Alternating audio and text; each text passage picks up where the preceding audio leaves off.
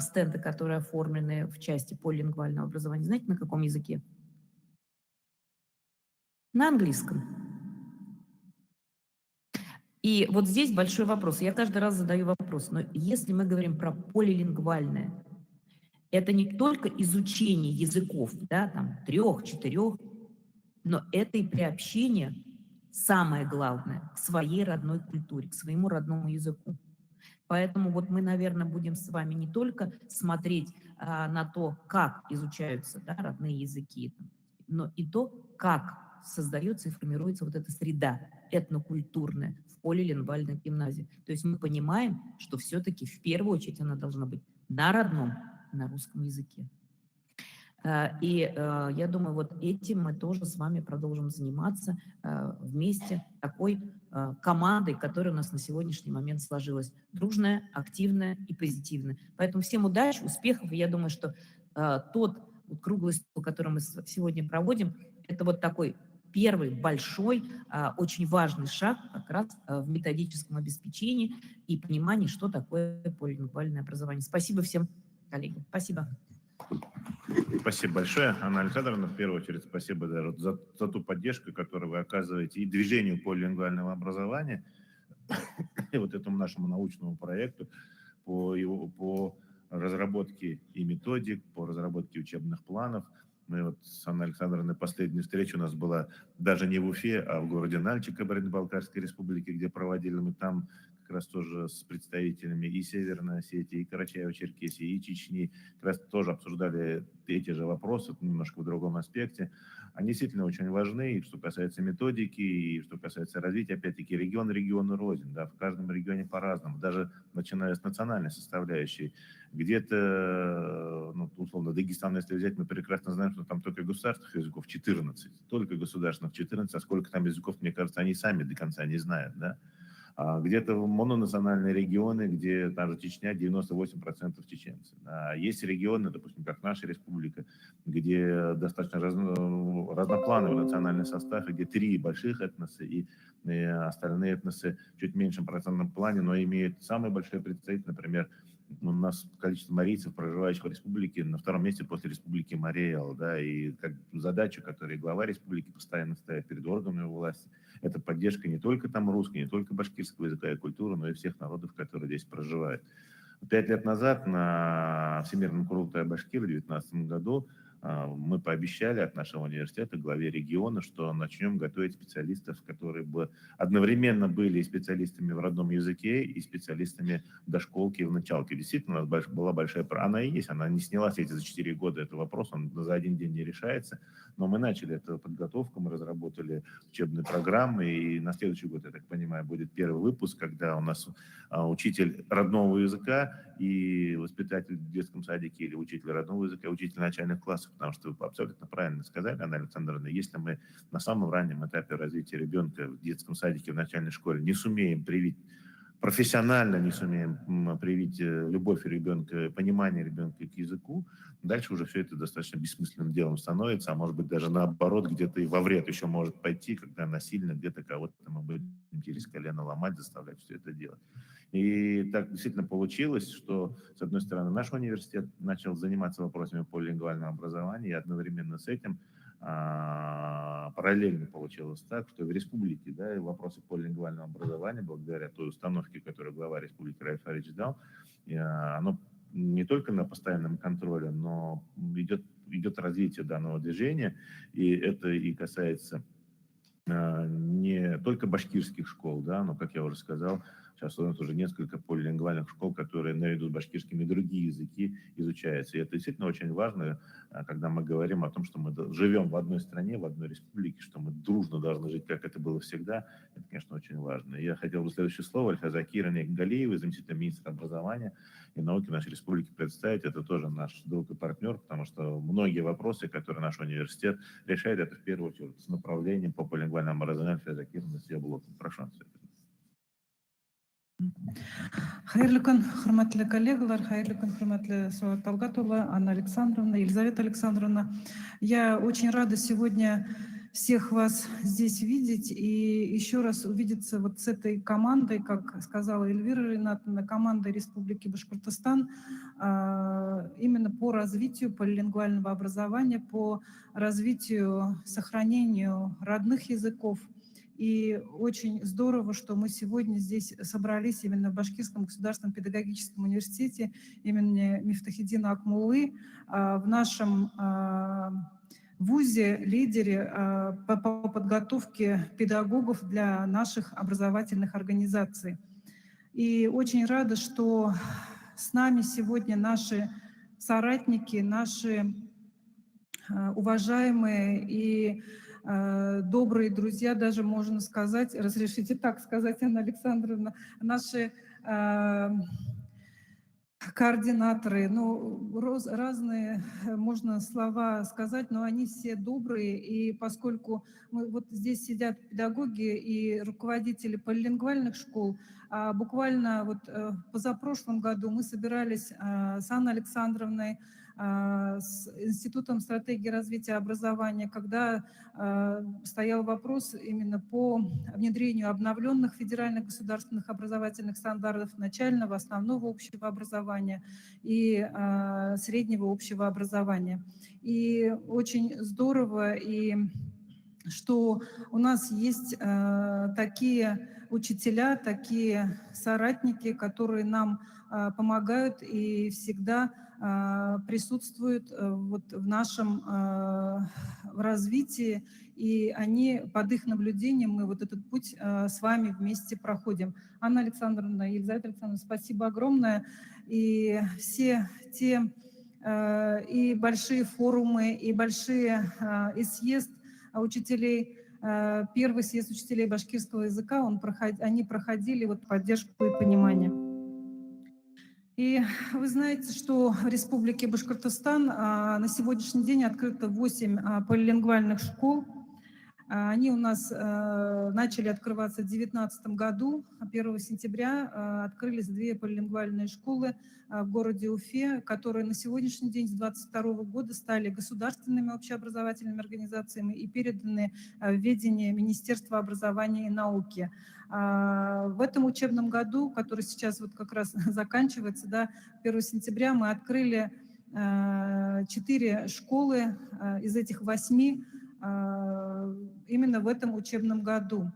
И хотелось бы сказать, как и Салават Талгатович подчеркнул, в нашей республике система полилингвального образования по поручению главы Республики Башкортостан, она направлена на развитие родных языков народов Республики Башкортостан.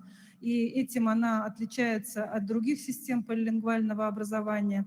Из этих 8 школ на сегодняшний день одна из школ в городе Нефтекамске, там обучение осуществляется на татарском, русском и английском языках. И 1 сентября 2023 года мы открыли полилингвальную школу в селе Мишкино с обучением на родном марийском языке. Также в этом учебном году мы открыли 3 класса в школах, в обычных муниципальных общеобразовательных школах, на базе которых мы планируем в этом и в последующих годах открыть полилингвальные школы, уже полилингвальные школы. 3 школы. Это в Бишбуляке с обучением на родном чувашском языке, класс полилингвальный открыт. В селе Новые Таташлы Таташлинского района открыт полилингвальный класс с обучением на удмуртском языке. И мы планируем, что вот на базе этих 2 школ и в городе Баймак в школе открыт полилингвальный класс с обучением на родном башкирском языке. Мы планируем, что все эти 3 школы в этом году, на следующие календарные годы, планируем, что на базе их еще откроются новые полилингвальные школы. Таким образом, у нас будет охват всех основных языков, основных народов, но основных, я скажу, более многонациональных народов нашей республики. И думаю, что это у нас с вами вместе получится. Я очень рада вот здесь приветствовать. И на самом деле Анна Александровна вас узнает, ваши лица. И здесь мы видим вот все команды этих школ. о которых вот я сейчас сказала. И, конечно же, научно-методическое сопровождение. Тема вот сегодняшнего круглого стола, научно-методическое сопровождение, это основное, что нам требуется, что требуется системе образования, что требуется нашим школам, полилингвальным школам. И здесь, конечно же, хочется поблагодарить, Салават Талгатович, вас, вашу всю команду, что вы вместе с нами, вы нас поддерживаете, наши учителя, наши педагоги ориентированы на вас, ваши инновационные площадки, которые расположены на базе полилингвальных школ, они работают, они на самом деле являются той методической базой, той методической поддержкой, которая нам очень необходима. И, конечно, еще хотелось бы сказать, что наш Институт развития образования Республики Башкортостан, наш ресурсный центр, который также, ресурсный центр тоже был создан вот последние эти 5 лет, является тоже ресурсной базой для наших полилингвальных школ. И с 2023 года мы проводим республиканские полилингвальные фестивали. Мы стараемся их проводить на базе, полилингвальный фестиваль называется «Формула успеха».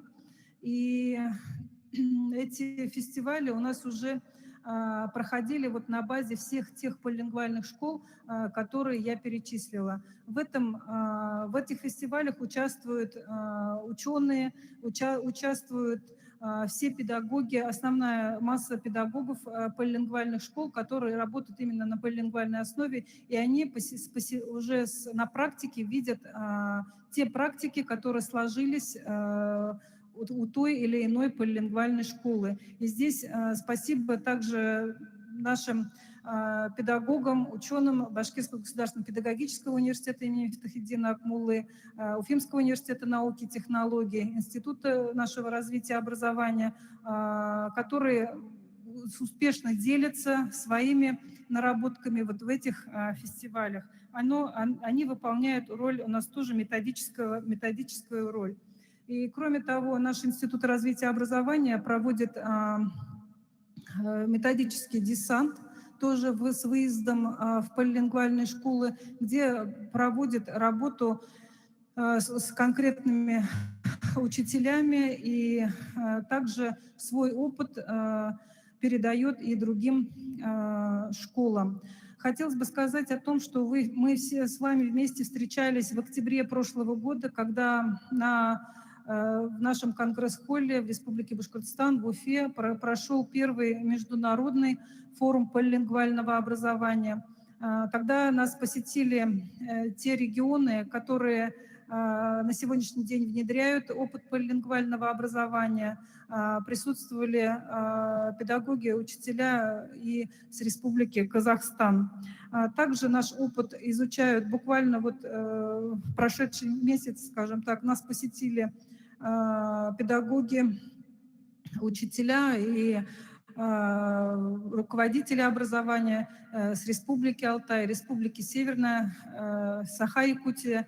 И спасибо также хочется сказать здесь нашим полилингвальным школам, уфимским в основном, да, это уфимские школы, посетили наши коллеги из регионов, которые хотели увидеть наш опыт. И, значит, это о чем говорит? О том, что наш опыт востребован, и мы уже можем что-то вот за эти 5 лет уже и показать.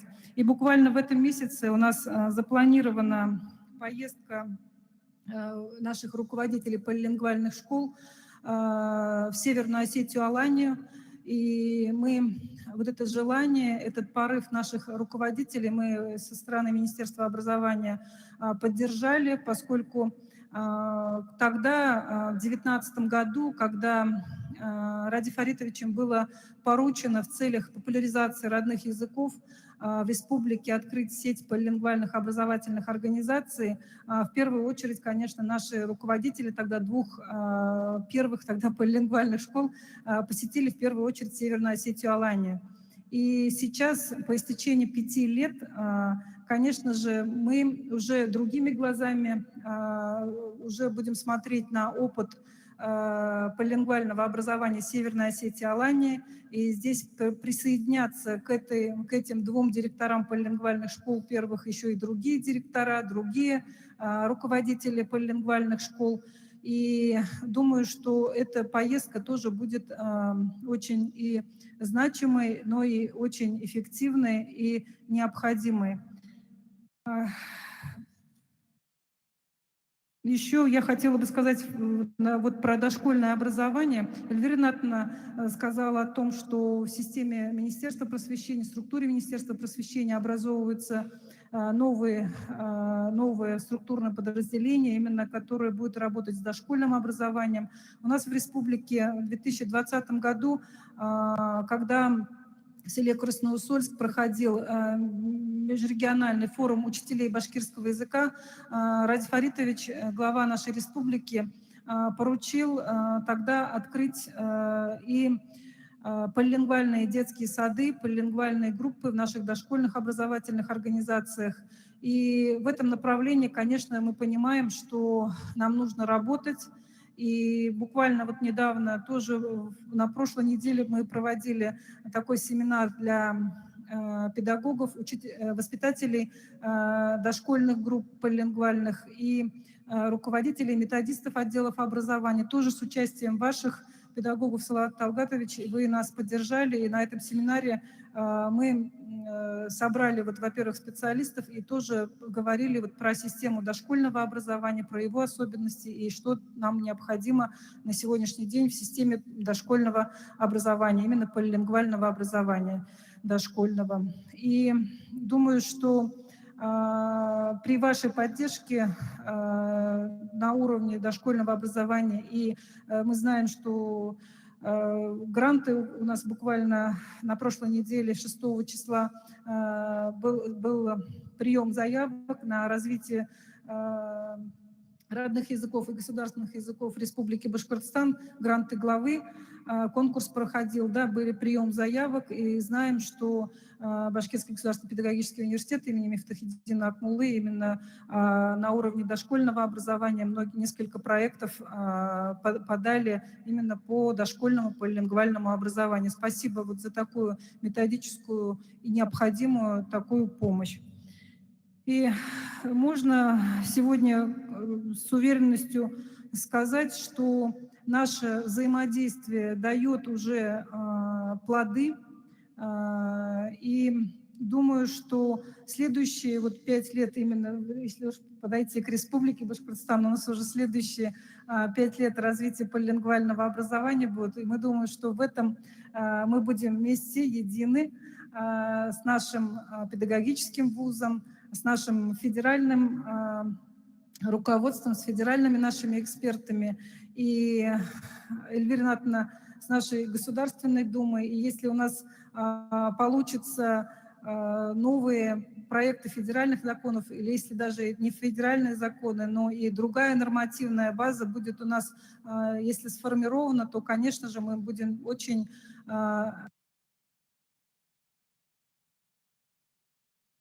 необходимо всем коллегам продуктивной сегодня работы. И думаю, что состав участников этого круглого стола не дает, как бы, не желает другого и не будет другим, поскольку эта встреча будет только продуктивная, поскольку такие у нас сегодня эксперты присутствуют с нами, работают с нами. Спасибо большое, Света Кировна. Действительно, та работа, которая в республике ведется, у нас она в тесном взаимодействии с региональным министерством, и задачи, которые ставит и глава республики, они, я еще раз подчеркну, это одна достаточно сложная, но одновременно очень простая, чтобы наше подрастающее поколение имело возможность изучать свой язык и свою культуру в полном объеме и понимать это все. Да? Поэтому действительно здесь необходимо, с учетом того, что время на месте не стоит, и новые технические, технологические моменты есть, и мы имеем возможность ими пользоваться, активно внедрять. Вот все мы в данном направлении работаем. Я сейчас бы хотел слово предоставить Марине Хабаловне Мизовой, исполняющей обязанности директора Федерального института родных языков Российской Федерации, тоже наши партнеры. Вместе тесно работаем. Марина Хабаловна Даушит. Здравствуйте. Уважаемые коллеги, уважаемая Эльвира Ринатовна, уважаемая Анна Александровна, уважаемый Салават Талгатович, коллеги, позвольте выразить благодарность за приглашение, возможность принять участие в столь представительном мероприятии, в таком круглом столе. Приветствую всех участников конференции от имени Федерального института родных языков народов Российской Федерации. В межкультурном и межязыковом пространстве обеспечить взаимное уважение, создать условия для диалога культур возможно только через изучение, сохранение и развитие родных языков. Бесспорно, конечно, главную роль в обучении родному языку играет учитель родного языка, родной литературы. Институт обращает особое внимание вопросам, связанным с научно-методическим сопровождением учителей родного языка, родной литературы. Это в том числе обусловлено тем, что приказом Минпросвещения Российской Федерации институт определен уполномоченной организацией, ответственной за разработку учебников, разрабатываемых в комплекте с ним учебных пособий, а также методических пособий для учителей. В текущем году разработаны и утверждены приказом Минпросвещения Российской Федерации 8 федеральных рабочих программ по родным языкам. В настоящее время ведется разработка учебников по 5 языкам. Это по бурятскому, энецкому, ногайскому, черкесскому, самскому и 4 двухязычных школьных словарей. Это русско-осетинский словарь, русско-ивенский, русско-юкагирский, русско-ивенкийский словари. Ко всем перечисленным учебным пособиям и федеральным рабочим программам также разрабатываются методические пособия. В методических пособиях красной нитью проходит мысль о необходимости обеспечения межпредметных взаимосвязей, прежде всего учебными предметами гуманитарного цикла, в том числе государственным русским языком и иностранными языками. Сотрудниками Института родных языков еженедельно проводятся сейчас методические семинары с авторскими коллективами учебников и словарей, на которых обсуждаются конкретные вопросы реализации в учебниках и учебных пособиях именно полилингвальной и поликультурной модели образования. Научно-методическое сопровождение учителей родных языков обеспечивается также через повышение квалификации по дополнительным профессиональным программам для учителей родного языка, который институт будет проводить в рамках государственного задания. Да, и здесь вот эффективность научно-методического сопровождения, конечно, институт видит еще в организации адресного научно-методического сопровождения учителя родного языка.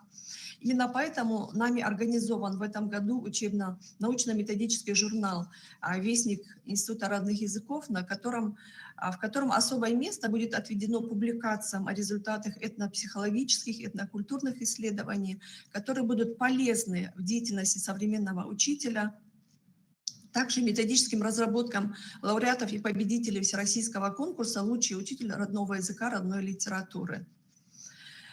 Да, я думаю, что те выступления, которые будут сегодня озвучены, они будут очень полезны для учителей родных языков в развитии данного направления.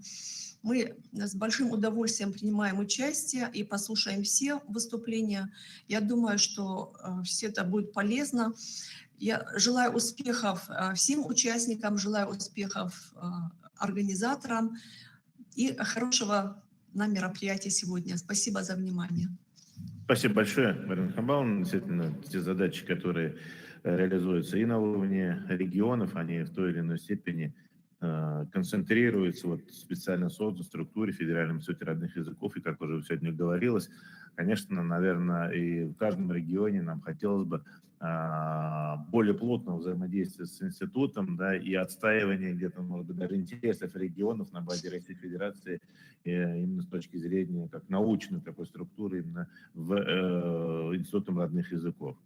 Следующее слово я бы хотел предоставить. Здесь уже Феда Киртна говорила, что в нашей республике есть достаточно большое количество мероприятий по развитию родных языков, в том числе и гранты, да, по родным языкам. И одним из операторов этого гранта является является наша основная некоммерческая организация, но это только одно из немногих направлений, которые вот, на ножках по сохранению развития башкирского языка уже тоже 5 лет, да, Гульнас Равиловна, вы активно занимаетесь. Прошу слово директору АНО Юсуповой Гульнас Равиловне.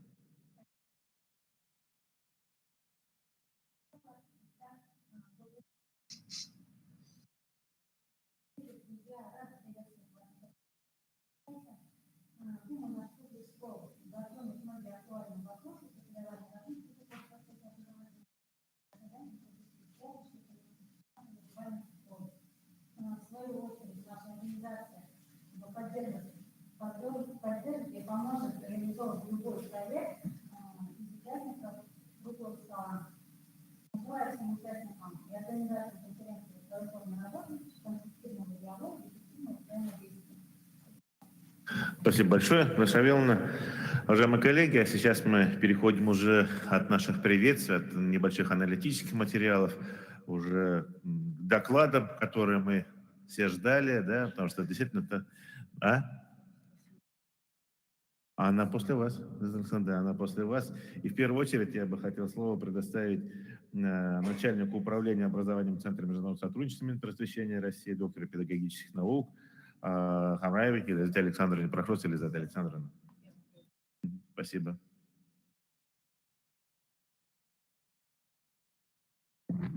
Дорогие коллеги, действительно, сегодня, можно сказать, у нас праздник, потому что впервые за очень многие годы идея объединения методики преподавания родных языков воплотилась в жизнь.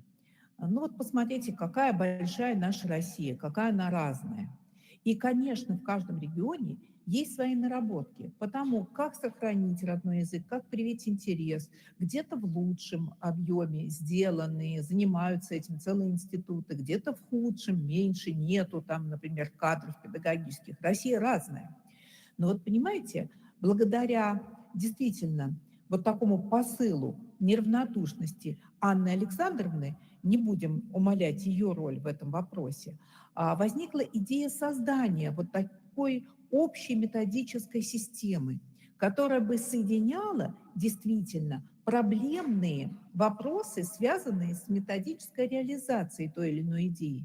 Все мы педагоги, все мы понимаем, вот когда педагоги встречаются между собой, что они обсуждают? А как вот это лучше сделать? А как вот это дать? А как вы это даете? А мы вот так это делаем и прочее. Так понимаете, уважаемые коллеги, несмотря на то, что много лет мы занимаемся все этой проблемой, у нас нет единой площадки, совмещающей все наши профессиональные, ну, можно так сказать, секреты. И благодаря тому, что сегодня такая методическая разработка появилась, я с большим удовольствием представляю ее вам. И в работе над вот этими методическими рекомендациями были широко задействованы самые разные представители неравнодушного вот населения, ну, так скажем, желающего внести свой вклад в вопрос о сохранении родных языков. Это и Айткулова, Эльвира Ринатовна, которая выступала сегодня, и Республика Якутия Саха, которая была представлена Васильевой Надеждой Николаевной, а сегодня мы послушаем руководителя вот всего этого направления Феодосию Васильевну Габушеву, и очень многие другие коллеги, которые делились своими наработками. Мы смотрели на то, что происходило на конкурсах, и использовали вот этот позитивный опыт. Почему все это нужно? Потому что наступил момент, когда нам надо с вами, как говорится, отделить зерна от плевел. Потому что нам нужно собрать вместе те методические идеи, которые помогают в двух самых ключевых моментах. Вот в сохранении, обогащении, вот так скажем, в трансляции культуросберегающей, кумулятивной функции родных языков, что нам всем очень и очень с вами нужно, потому что мы хотим сохранить родные языки. И второй момент – это некое приумножение и создание некой методической копилочки, в которую, может быть, положит свои наработки опытный педагог и воспользуется этими наработками начинающий педагог в каком бы далеком селе, где бы он сегодня ни находился. И мне кажется, что это только начало пути. Почему 5-9 классы? Потому что, наверное, это самый активный возраст, когда родной язык начинает уступать место другому языку, особенно если ребенок учится на другом языке. В нашей ситуации мы говорим о позитивном билингвизме. Безусловно, сохранение русского языка, приумножение русского языка и социализация на русском языке – это задача номер один для каждого ребенка на территории Российской Федерации. Иначе он просто никогда не будет социально успешен. Но ведь в ситуации, когда нам нужно выровнять и сохранить родной язык, нам нужны такие конструкты, такие методические идеи, которые бы соединили это в общий процесс. И 5-9 классы – это тот период, когда ребенок понимает, а еще лучше, что вот этот вот час лучше там вот этому посвятить, вот этот тому-то, тут лучше математики побольше, а тут и иностранный язык, 1, 2, 3 надо бы ввести, понимаете? И вдруг вот в такой какой-то проигрышной ситуации оказываются именно уроки родного языка. Я думаю, что те практики, которые меня сейчас слушают, прекрасно понимают все это. Потому что именно в этот период, понимаете, в начальной школе можно играть, развлекаться, петь, танцевать, все хорошо. Но как только доходит до подросткового возраста, идет вот снижение вот такой вот активности. А что в этот период как раз наоборот происходит усложнение материала. И что делают наши дети? Они, никто не любит трудности, да? Они начинают потихонечку как-то вот от этого отходить. И мы, понимая это, понимая психологию подростка, решили создать такую идею, такую методическую модель, которая бы позволила учителям с этим справляться. Именно поэтому огромное количество вот в нашей методичке места, времени, да, заняла разработка разного рода игр, в том числе электронных игр. Вот здесь наверху слайда вы видите ссылочку. У меня еще будет один слайд с этой же ссылкой. Я предлагаю вам сфотографировать ее, ну и потом документы тоже будут во всеобщем доступе. Что это за ссылка? Это как раз то место, то пространство, где расположены наши методические рекомендации. Они находятся в бесплатном доступе, ими можно пользоваться из любой точки, откуда есть выход в интернет. И понимая, что самое главное, пожалуй, в этой ситуации – это сохранение и приумножение языков в жизни ребенка. Мы же говорим о билингвальном, полилингвальном образовании, да? Мы отталкиваемся от необходимости именно понимания места и роли языка в жизни человека. Вот почему вообще нам нужны языки? Вот сейчас у нас лекционный формат, не предполагается, например, какая-то практическая работа, но я обычно спрашиваю, зачем? И получаю разные ответы. Вот чтобы с бабушками, дедушками говорить, вот чтобы там понимать наследие. Безусловно, это все так. Но дело в том, что если мы будем думать, что нам язык нужен только для того, чтобы с бабушками, дедушками говорить или там читать какое-то наследие, мы не сохраним язык и не приумножим его. Да, коммуникативная функция и культуросберегающая, кумулятивная – это очень важный момент. Но дело в том, что язык живет, когда он зачем-то нужен. И самый главный вопрос для наших детей, для наших подростков, которые начинают себе задавать эти вопросы, зачем мне нужен этот язык? И я предлагаю найти вот какой ответ на этот вопрос. Помимо всего того, что мы всегда говорим, я ни в коем случае это не перечеркиваю, я предлагаю добавить еще один момент. Я говорю так, языки мы учим, чтобы быть умными. Потому что та гибкость, та маневренность, которая дает несколько языков в одной отдельной голове каждого человека, это самое дорогое, что есть сегодня в мире. Это те самые гибкие компетенции, которые нам всем нужны. Это та самая маневренность интеллектуальная, которая сегодня необычайно востребована на рынке труда.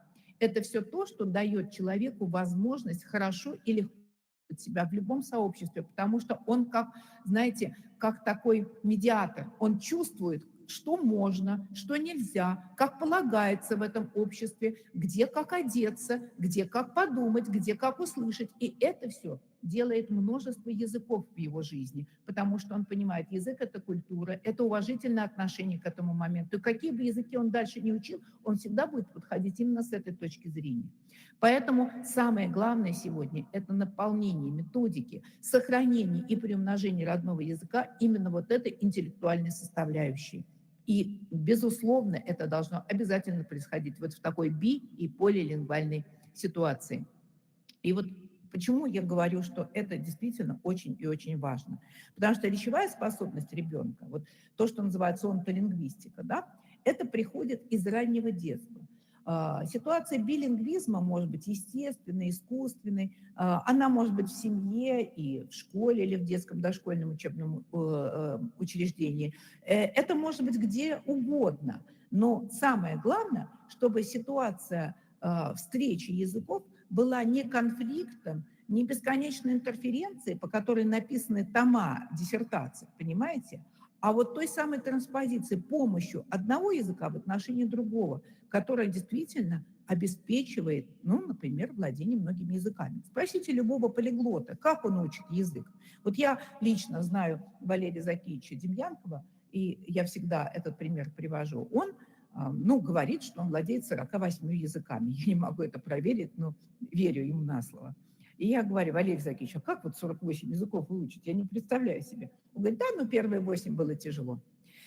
И понимаете, почему? Потому что возникают вот такие механизмы вот этого, понимаете, параллельного сближения, когда языки начинают помогать друг другу. И эта помощь осуществляется не в грамматике, не в каких-нибудь там структурах схождения, расхождения, что мы привыкли изучать, и вот этим филологическим еще иногда вот этим, знаете, посылом наполняем наши учебники для детей, которые никогда в жизни не будут филологами, понимаете? Нет, не в этом. А главное в том, чтобы умение в языке транслировать в жизнь, функциональная основа языка, функциональный статус, понимаете, так, чтобы язык жил. И вот именно это и есть специфика сегодняшнего дня, потому что когда ребенок понимает, что с помощью языка он становится умнее, с помощью языка он может решить очень многие задачи, с помощью языка и языков в его жизни он может быть успешнее на рынке труда, среди сверстников. Модно сегодня во всем мире учить языки, во всем мире модно, а у нас такое наследие, когда эти языки, вот они лежат, возьми, да, а мы в каждом регионе, где бы вот мы ни оказывались, всегда говорим: вот сохранение, желание родителей и прочее. Но почему это происходит?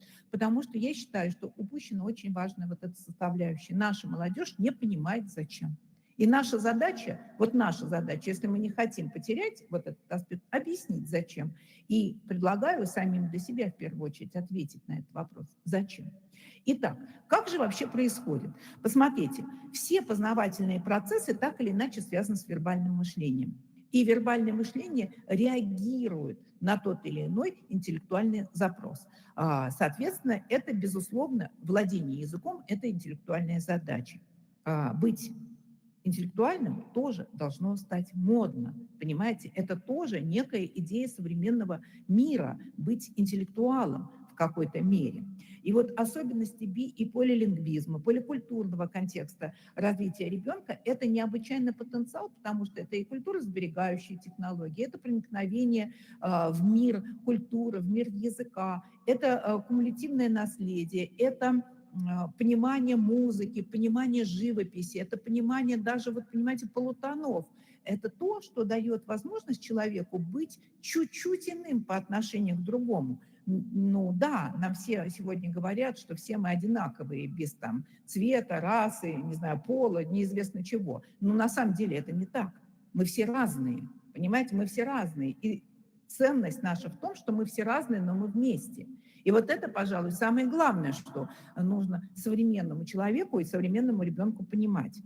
И для этого должны быть, на мой взгляд, разработаны некие механизмы, потому что одно дело провозглашать это вот так на трибуне, другое дело этим пользоваться. И вот механизмы как раз, они лежат и в системе измерителей. Посмотрите, насколько сложно все-таки нам сегодня в каждом языке создать свою систему измерителей.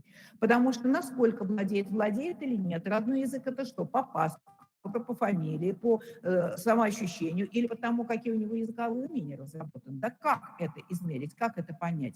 Очень много ответов на этот вопрос. Понимаете, он не один, и этот ответ. Хотя хотелось бы получить его один и готовый.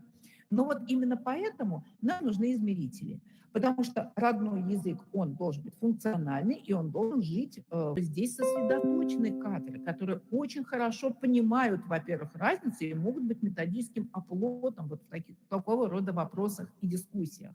Итак, четкие замеры умений, использование сертификационного инструментария, ну и сфера когнитивистики. Потому что все, что мы делаем на языке, это нужно не для того, чтобы знать, как там пишется окончание или какой глагол используется, а для того, чтобы это было функционально и нужно в жизни. Языковое развитие оказывает максимальное воздействие на процессы познания, поскольку ребенок растет, и поскольку подростковый возраст 5-9 классы самый сложный возраст в школе, все вы это прекрасно знаете.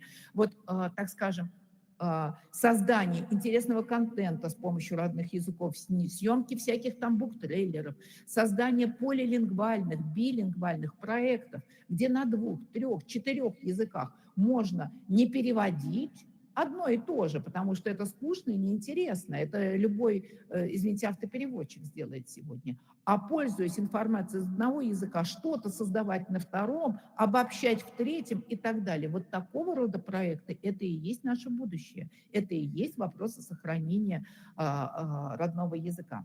А что же мы должны сделать на уроках родного языка? Что нам нужно?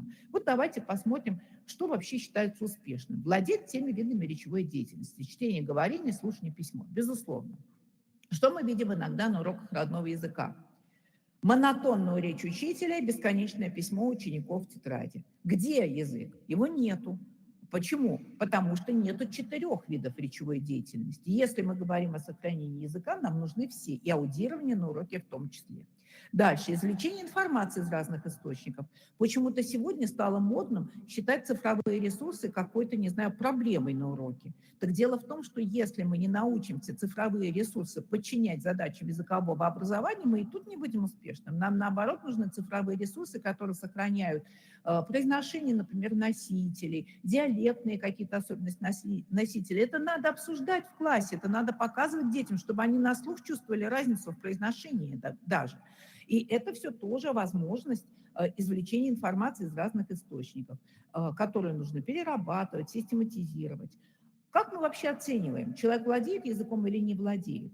Только если он умеет строить продуктивные высказывания. Я люблю говорить фразу, и неоднократно даже тут ее произносила. Мы все с вами имеем такой опыт, 10 лет язык учили, а когда надо было стакан воды спросить, не умели это сделать. Понимаете, все мы это проходили, правда?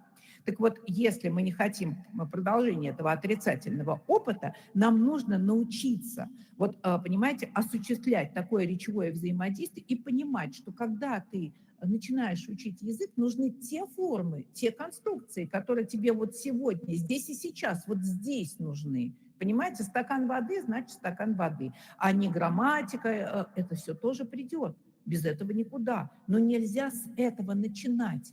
Это все нужно давать в свой период, понимаете, когда ты дозрел до этого. А иногда у нас происходит, и я вижу это даже по учебникам родного языка, происходит следующее. Пришел ребенок к нам учиться, вот он радостный, он активный, ему хочется, а мы его заваливаем грамматическими таблицами, грамматической информацией, он там головы не поднимает, все время вставляет какие-то окончания, и у него нет никакого интереса, понимаете, ко всему происходящему. И это очень большая проблема, потому что повернуть голову, в первую очередь, нужно себе, а не ребенку, который пришел к нам учиться.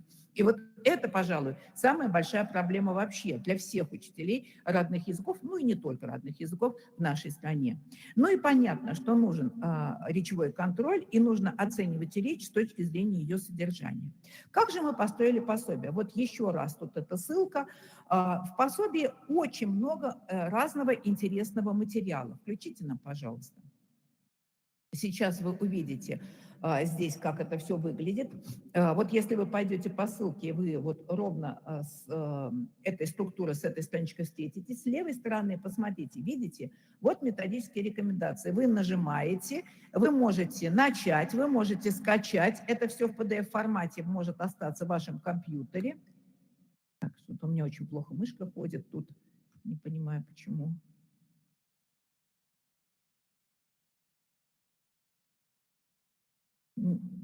Так.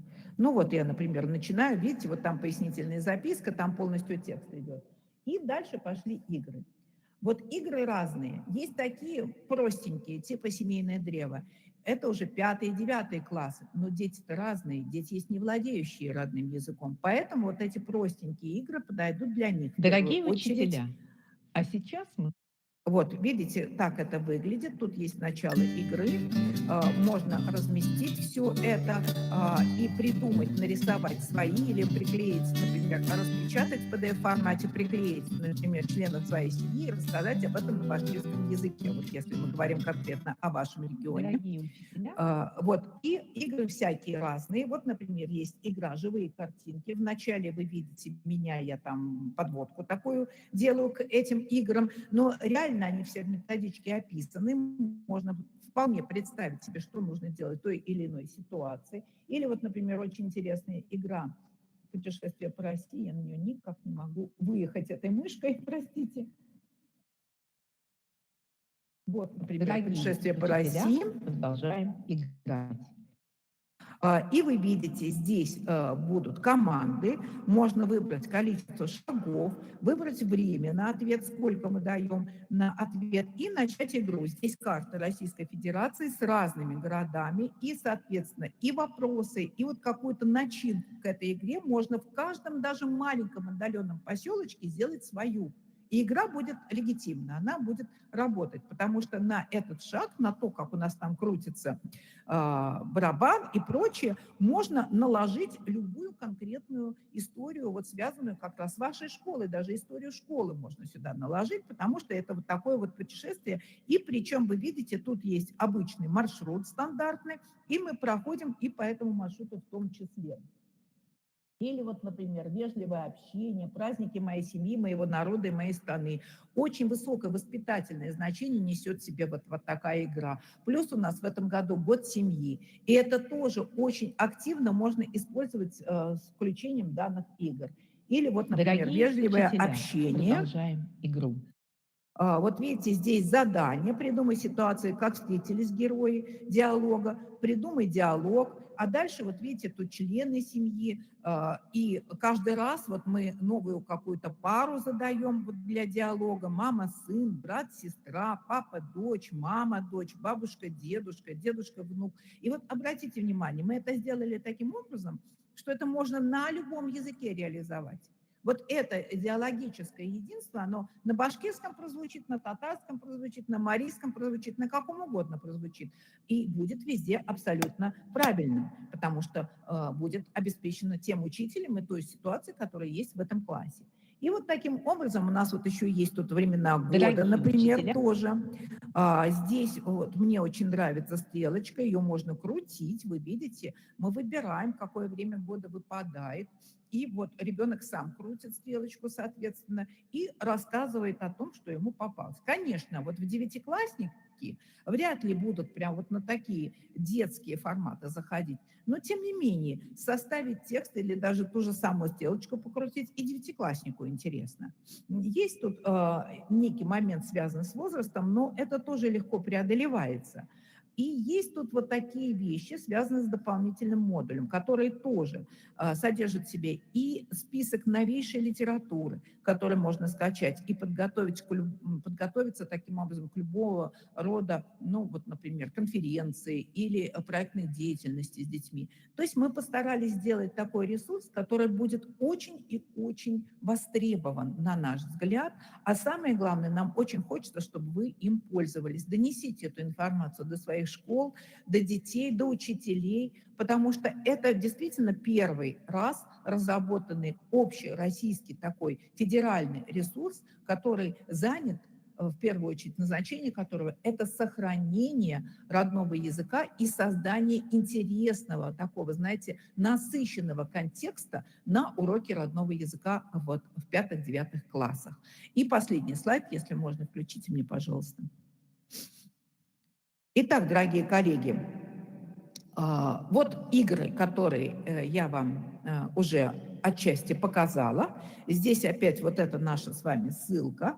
И почему игры? Почему вообще это очень активный компонент? Потому что не только игры приходят таким образом на урок, это обеспечение активный, это активизация познавательной деятельности. Когда ребенок не знает, а вот должен составить конструкцию в диалоге, или он должен маршрутную карту путешествия по России на родном языке сейчас изложить, он сам и в словарь полезет, и там посмотрит, и узнает, и запишет, потому что он мотивирован. Поэтому вот то, что касается игры, это в первую очередь мотивация. Потом мы с вами знаем очень хорошо, что наши современные дети, они играют чаще, чем живут, скажем так, да.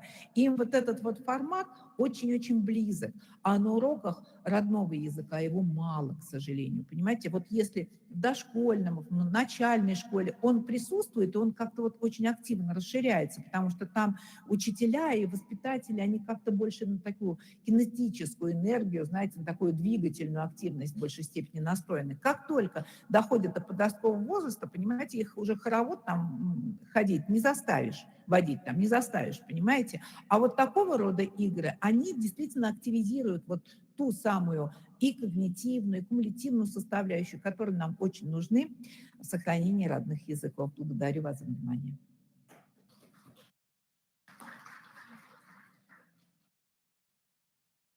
Большое вам спасибо. И в первую очередь, Александр, не столько, может быть, за сегодняшнее вот это выступление и презентация, а ту гигантскую работу, которая под вашим началом была проведена. Вы правильно отметили, что в реализации данного проекта принимало участие большое количество ученых, педагогов, практиков, методистов, да, со всех, почти что, ну, с большого количества регионов нашей страны. И вот наши коллеги тоже принимали участие, и всегда вот, да, в общении все выражали удовлетворение, наверное, и самим процессом работы, и самое главное, тем продуктом, который вот получился, и сегодня он был так уже официально представлен, презентован. Я думаю, что для всех наших педагогов, всей нашей необъятной страны, которые так или иначе касаются вопросов двуязычия, полилингвального образования, это, конечно, такой уже в ближайшее время неотъемлемый элемент учебного процесса. Ну, по крайней мере, он должен таким стать, потому что действительно здесь простой, понятной формы, мы, не скрою, до этого сами полазили, посмотрели, действительно интересно и детям, и самое главное, еще раз говорю, для учителей это очень просто необходимо. Большое вам спасибо.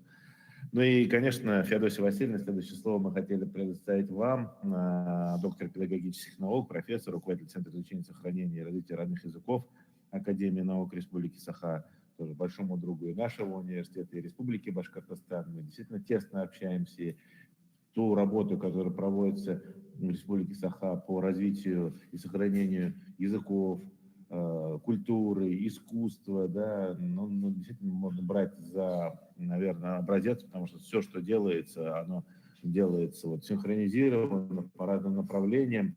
И я думаю, это большое подспорье вот для дальнейшего развития на гигантской территории Республики Саха, да, может быть, не с таким многочисленным населением. От этого значимость этих проектов еще больше, наверное, потому что это очень важно охватить как можно большее количество ребят, и не только подрастающее поколение, но и в целом, которые могли бы свободно говорить на родном языке, прекрасно говорить на русском языке, знать мировую российскую культуру и культуру народа Саха. Уважаемый Феодосий Васильевна, слово следующее. С удовольствием представляю вам. Уважаемый Салават Талгатович, Эльвира Ринатовна, Анна Александровна, наши дорогие единомышленники, да, уже мы много лет вместе. Я надеюсь, что сегодняшняя встреча тоже будет для нас важным этапом. Российская Федерация является одним из крупнейших в мире многонациональных полиэтнических государств, где проживают более 190 народов, и каждый из которых обладает уникальными особенностями материальной и духовной культуры. Об этом мы постоянно говорим. Большинство этих народов на протяжении веков сложились как этнические общности на территории России и внесли свой огромный вклад в развитие российской государственности и культуры. А сегодня в условиях глобализации стоит угроза исчезновения языков, на которых говорят в мире. Высокий риск попасть в список исчезающих языков имеется прежде всего у языков малочисленных народов, языков меньшинств. Этот процесс еще может ускорить демографическую ситуацию в стране. А, В России, по данным переписи населения, идет снижение рождаемости, что в совокупности приводит к новым социальным, гуманитарным и другим проблемам.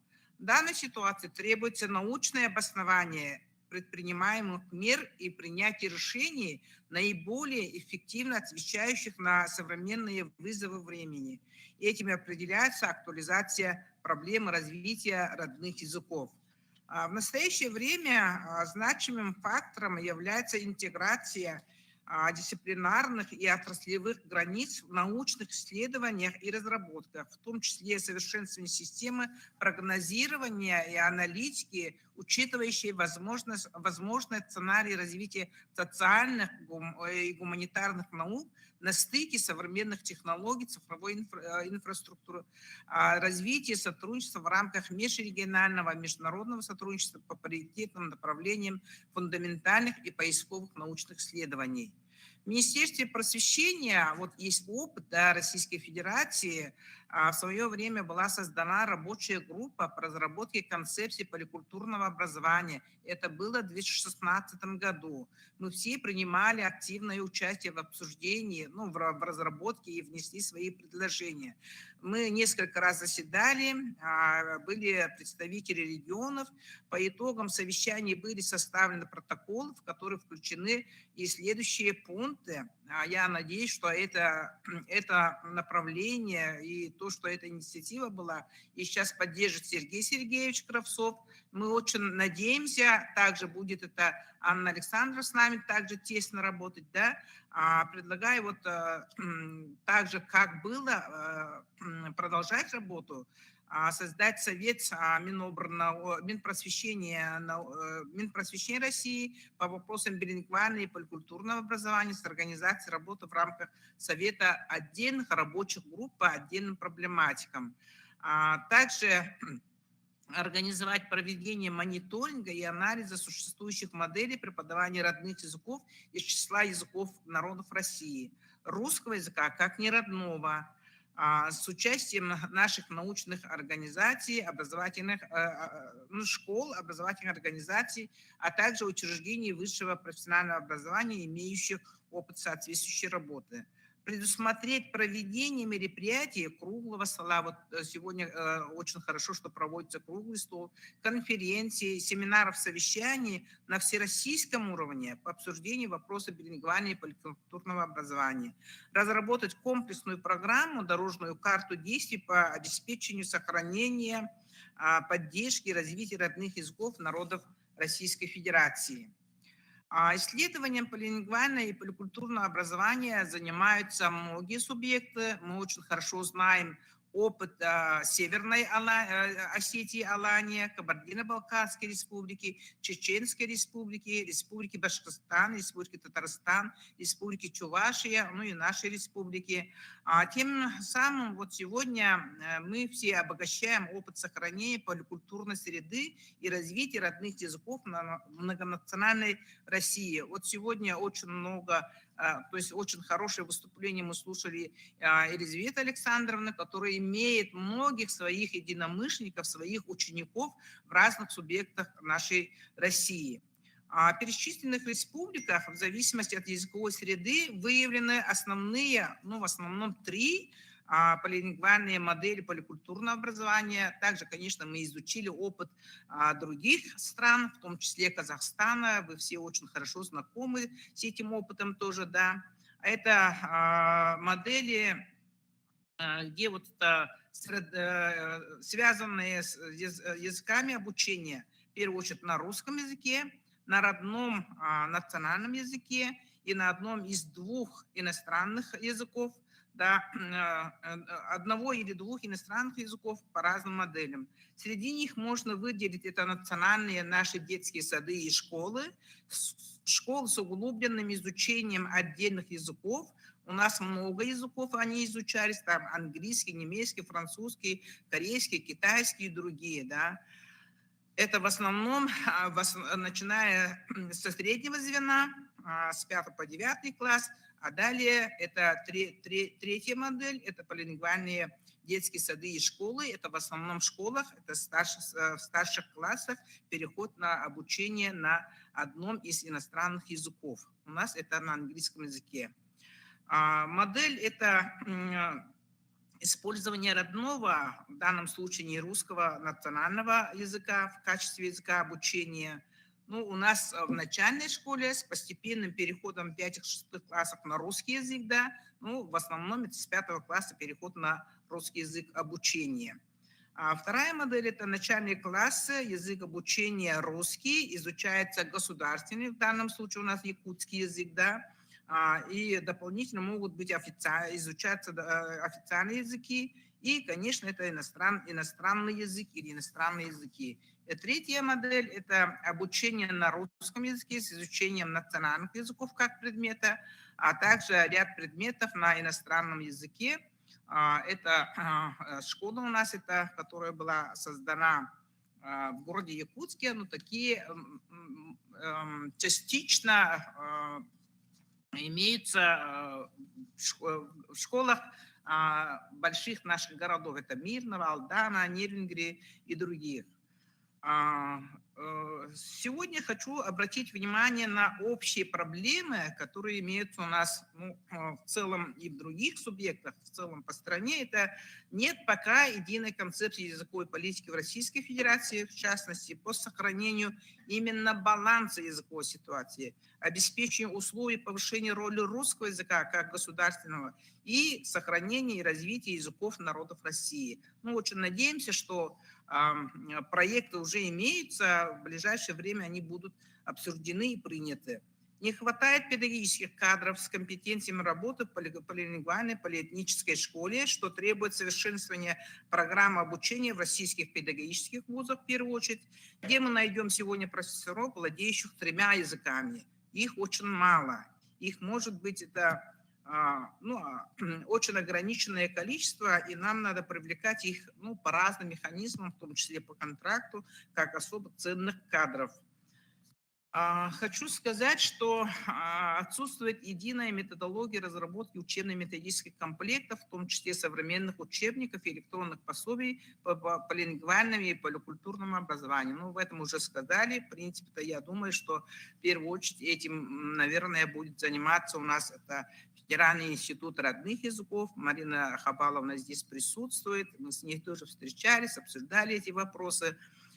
Думаю, что подкрепление тоже есть. Это Светлана Матвеевна, человек с научным и управленческим тоже опытом работы, пришла туда работать. И сегодня нет типовых проектов, может быть, и строительства, я, может быть, дальше иду, да, полилингвальных школ с соответствующей инфраструктурой, чтобы традиции не сковывали инновации, а должны быть индивидуальные проекты, на мой взгляд, на наш взгляд, да, проекты таких школ, на принципе гармоничного сочетания традиций и инноваций. Каким же содержанием наполнить новую инфраструктуру, мы должны получить именно по итогам качественно новую систему образования. Какие могут быть рекомендации? Я предлагаю открыть новое направление в тематике исследований наших научных, в первую очередь, учреждений. Ну, хочу, конечно, обратиться к национальным нашим академиям Республики Татарстан, Республики Башкортостан, Чеченской Республики и других научных структур, которые сегодня есть у нас в стране. И необходимо, конечно, необходим комплексный подход в решении, о чем сказали многие, это правовых актов по решению вопросов. Также, где будут такие школы? В основном они у нас существуют в городах. Они должны быть и в сельской местности. При этом каждой школе надо подходить дифференцированно с учетом региональной специфики, а также чтобы она отвечала современным требованиям и нормам, а также запросам общества. Уважаемые коллеги, пользуясь случаем, я приглашаю вас принять участие 28 июня у нас в круглом столе на тему «Социокультурная среда и ее роль в развитии языков», в том числе полилингвальное и поликультурного образования. После этого 29-30 у нас большой грандиозный национальный праздник ИСЭФ. Пользуясь случаем, всех вас приглашаю. Всегда на связи. Большое спасибо за внимание. Большое спасибо, Раиса Васильевна.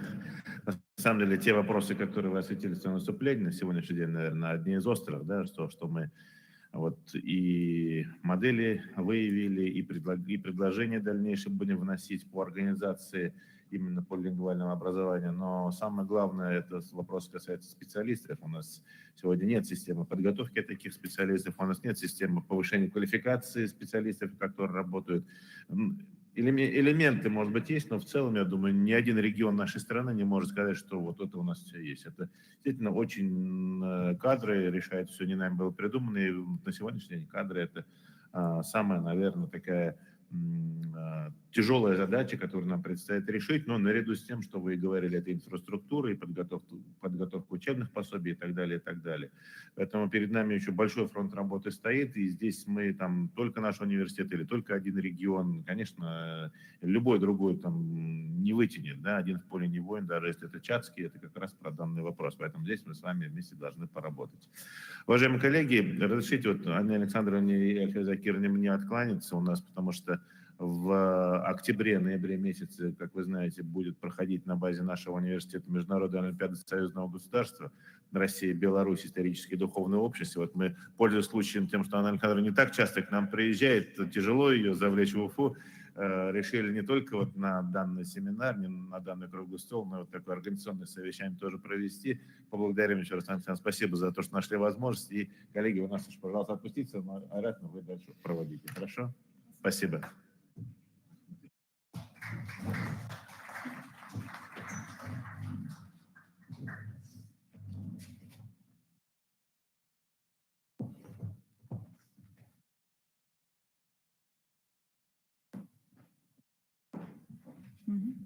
Да, не нормально.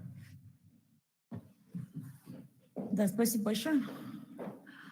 Ну что ж, продолжим наш круглый стол. Меня зовут Светлана Айрат, я проректор по научно-исследовательской работе Башкирского педагогического университета. Ну, действительно, Золотой Алгач не раз отмечал, что у нас уже с 2021 года реализуется крупное государственное задание Министерства просвещения именно по оценке и так называемый сравнительный анализ именно по лингвальной модели. То есть было оценено 7 регионов основных. И вот сегодня плюс помимо этого реализуется очень много грантов, то есть именно грантовая деятельность. Ну и одна из таких, наверное, ключевых разработок, которые на сегодняшний день есть, это интернет-ресурсы по именно продвижению башкирского языка, то есть родного языка не только на территории Республики Башкортостан, но и на всю нашу Российскую Федерацию, потому что мы понимаем, что век цифровых технологий, то есть любая интернет-разработка, это тот пласт, который мы можем, и именно тот ресурс, который мы можем тиражировать, масштабировать не только на территории Российской Федерации, но и на ближайшее зарубежье. И вот как раз у нас Тагирова Сулейман Булатовна, заведующая кафедрой башкирского языка и литературы, хотела бы представить основные особенности использования интернет-ресурсов в целях формирования мотивации обучающихся в изучении башкирского языка. Сулейман Булатовна, вам слово. Хайырлы күн, хурматлы президиум, хурматлы коллегалар. Интернет-ресурсы становятся неотъемлемой частью жизни современного человека. Образовательные ресурсы сети интернет постепенно становятся для учителя одним из основных видов реализации профессиональной потребности в информации, необходимой для оптимизации учебной деятельности. Происходит решение главной задачи – содействие учебному процессу путем облегчения и повышения эффективности доступа к информационным ресурсам. Применение интернет-ресурсов способствует повышению учебной мотивации, помогает реализовать личностно ориентированный подход в обучении, обеспечивает индивидуализацию и дифференциацию обучения с учетом способностей детей, их уровня обученности, склонностей. Они предоставляют большие возможности в полилингвальном обучении, в процессе подготовки творчески развитой, конкурентоспособной, функционально грамотной личности, в создании благоприятных условий для развития и самореализации обучающихся в открытом поликультурном мире. Содержание такого образования, развивающее необходимые современные компетенции, должно развиваться с помощью мультимедийных учебных материалов, современных средств коммуникации. Основополагающие принципы полилингвального образования, как функциональная грамотность, принцип поликультурности, сотрудничества, вариативности, поликультурность интеграции общего и дополнительного образования, принцип деятельностного подхода непосредственно связаны с интерактивным мультимедийным обучением. В обновленных федеральных и государственных образовательных стандартах наряду с функциональной грамотностью появились термины «дистанционные образовательные технологии» и «верифицированные образовательные ресурсы». Как справедливо отмечается в методических рекомендациях по преподаванию родных языков, если при изучении иностранных языков учителя пользуются известными мировыми онлайн-платформами, то для изучения родных языков программные продукты создаются командами регионов России. Сегодня в сети интернет по запросу изучения родных языков можно найти огромное количество ресурсов. Часть из них специально была создана под образовательные задачи. Республика Башкортостан является одним из многонациональных субъектов Российской Федерации, где проживают представители 160 национальностей, изучается 14 языков, открыто и успешно функционирует 8 полилингвальных школ и гимназий. В республике разработано около 30 электронных пособий по обучению башкирскому языку. Организацией по сохранению и развитию башкирского языка разработано мобильные приложения IQ Балабаш, Инофон Баш, Элляси Салям, башкирский Филворд, Башворд и другие игры, направленные на изучение разговорного башкирского, также активизации и обогащению словарного запаса обучающихся, которые активно применяются в образовательной деятельности. Акмолинским университетом, одним из приоритетных направлений деятельности которого является обеспечение доступности и качества образования через реализацию принципов цифровой педагогики, разработано 2 образовательные платформы, которые нашли достойное место среди эффективных онлайн-сервисов. Международная система обучения башкирскому языку онлайн-башкирский предоставляет уникальную возможность для повышения уровня практического владения башкирским языком как средством речевой коммуникации. Международная научно-образовательная интернет-платформа «Мы сами башкиры» знакомит с культурой башкирского народа. Несмотря на то, что платформа создана для широкой аудитории, их содержательная ценность и соответствие лексическим темам и задачам уроков дают возможность широко и эффективно использовать их в урочное и во внеурочное время в образовательной деятельности. В системе международная система обучения башкирскому языку особенно примечательно уровневые построения содержания курсов, а также их насыщенность языковыми видеоситуациями, аудиофонетическими упражнениями и наличие контроля успешности прохождения определенного уровня курса. В целях реализации культуроведческого подхода в обучении языку в системе дается интерактивная карта республики, в формировании которой могут участвовать и сами обучающиеся. Интернет-платформа «Мы сами башкиры» знакомит с богатой историей, культурой, духовным наследием народа, где представлены онлайн-уроки башкирского языка, видеолекции по языку и литературе, фольклору, этнографии от ведущих методистов, ученых, писателей и поэтов Республики Башкортостан, встречи с известными зарубежными башкирскими учеными и деятелями культуры, мастер-классы с приглашением ведущих представителей культурно-творческого сообщества Республики Башкортостан и еще много познавательных мероприятий. Представленные материалы систем могут быть полезны для учителей родных языков полилингвальных школ и гимназий и в целях организации научно-исследовательской работы обучающихся, например, по контрастивной лингвистике или по изучению и сравнению национальных культур народов. Полилингвальная среда, созданная в дошкольных образовательных учреждениях, предполагает максимальную свободу выбора мест для активной деятельности и образования дошкольников, подразумевает не обучение языку, а именно развитие посредством создания языковой среды. Проект Акмолинского университета «Педагогическая мастерская воспитателя ОСТАЗ», который был реализован при поддержке Фонда содействия гражданскому обществу Республики Башкортостан на сохранение и развитие языков народов республики, направлен на прививание интереса к родному языку уже с малых лет.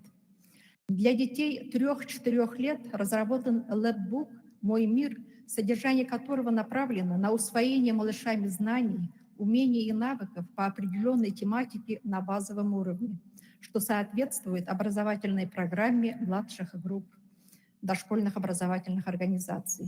Лэпбук включает в себя 5 крупных модульных лексических тем: знакомство, моя семья, домашние животные, времена года, в гостях у бабушки, в огороде.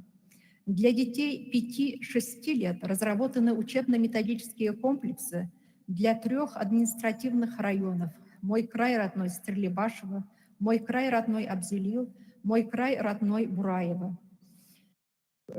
Комплект содержит тетрадь по развитию речи, тетрадь для раскрашивания и методические рекомендации, в которых раскрыто 14 тем. Также предложен адаптированный для детей 5-6 лет дополнительный материал для воспитателя. Основной целью УМК является развитие речи детей на башкирском языке с учетом диалектных особенностей определенной местности.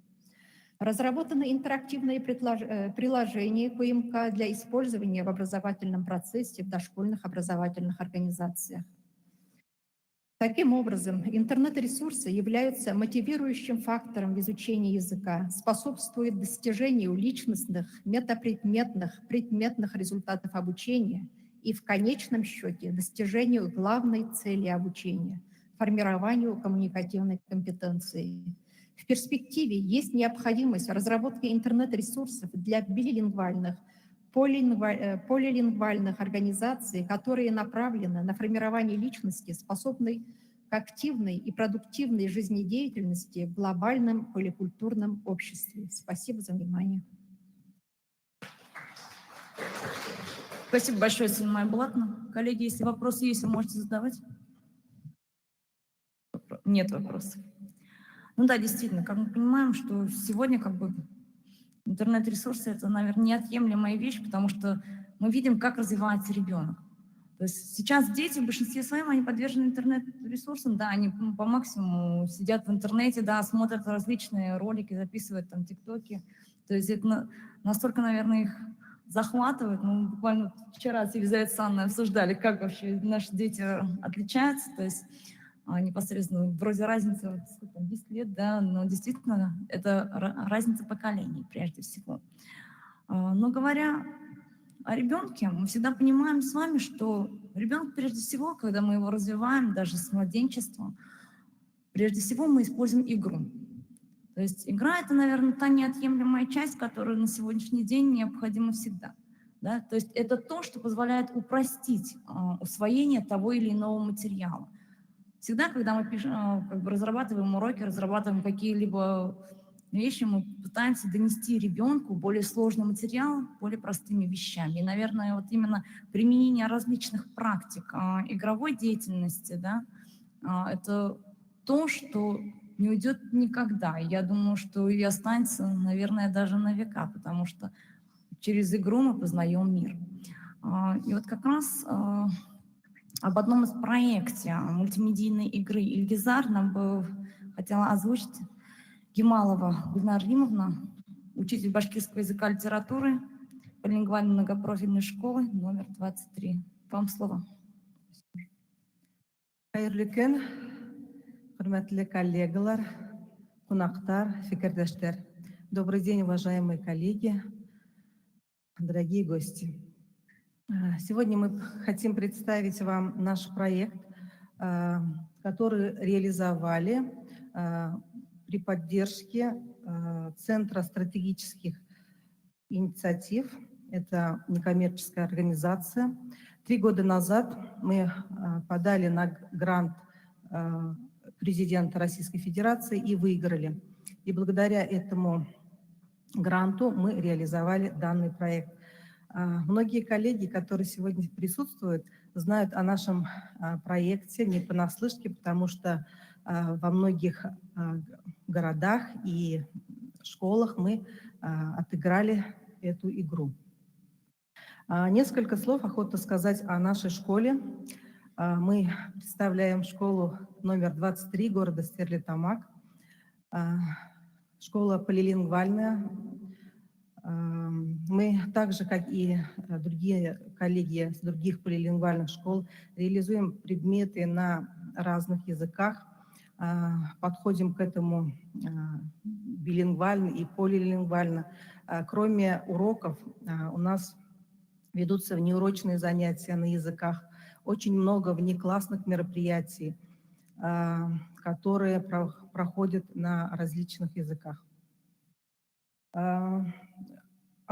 Также хотелось бы отметить, что при реализации полилингвального образования эффективно сотрудничество с другими организациями. Так мы сотрудничаем с детским садом, с нашим стерлитамакским филиалом УНИТ, городским Курултаем и многими другими организациями города.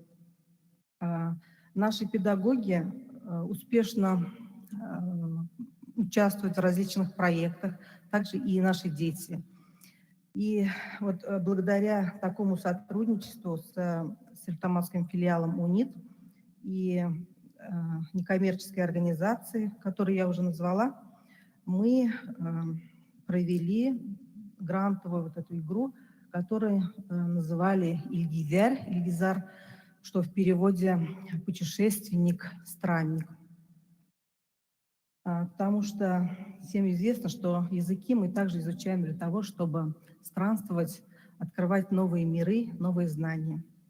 И почему первую игру мы уже хотим назвать игру Ильгизар серией игр, потому что первая игра, она была посвящена эпосу Урал-Батыр. Не зря мы выбрали данный эпос при изучении какого-то языка, например, нашего государственного башкирского языка.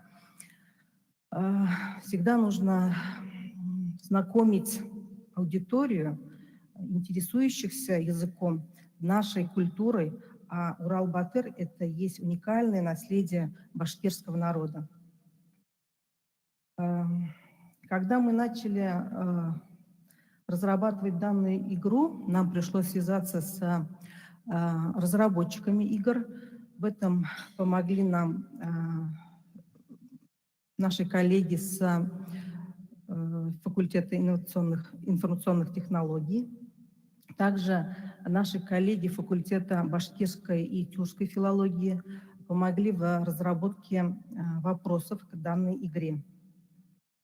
А данная игра представляет из себя мультимедийную игру, она похожа на телевизионную игру «Своя игра».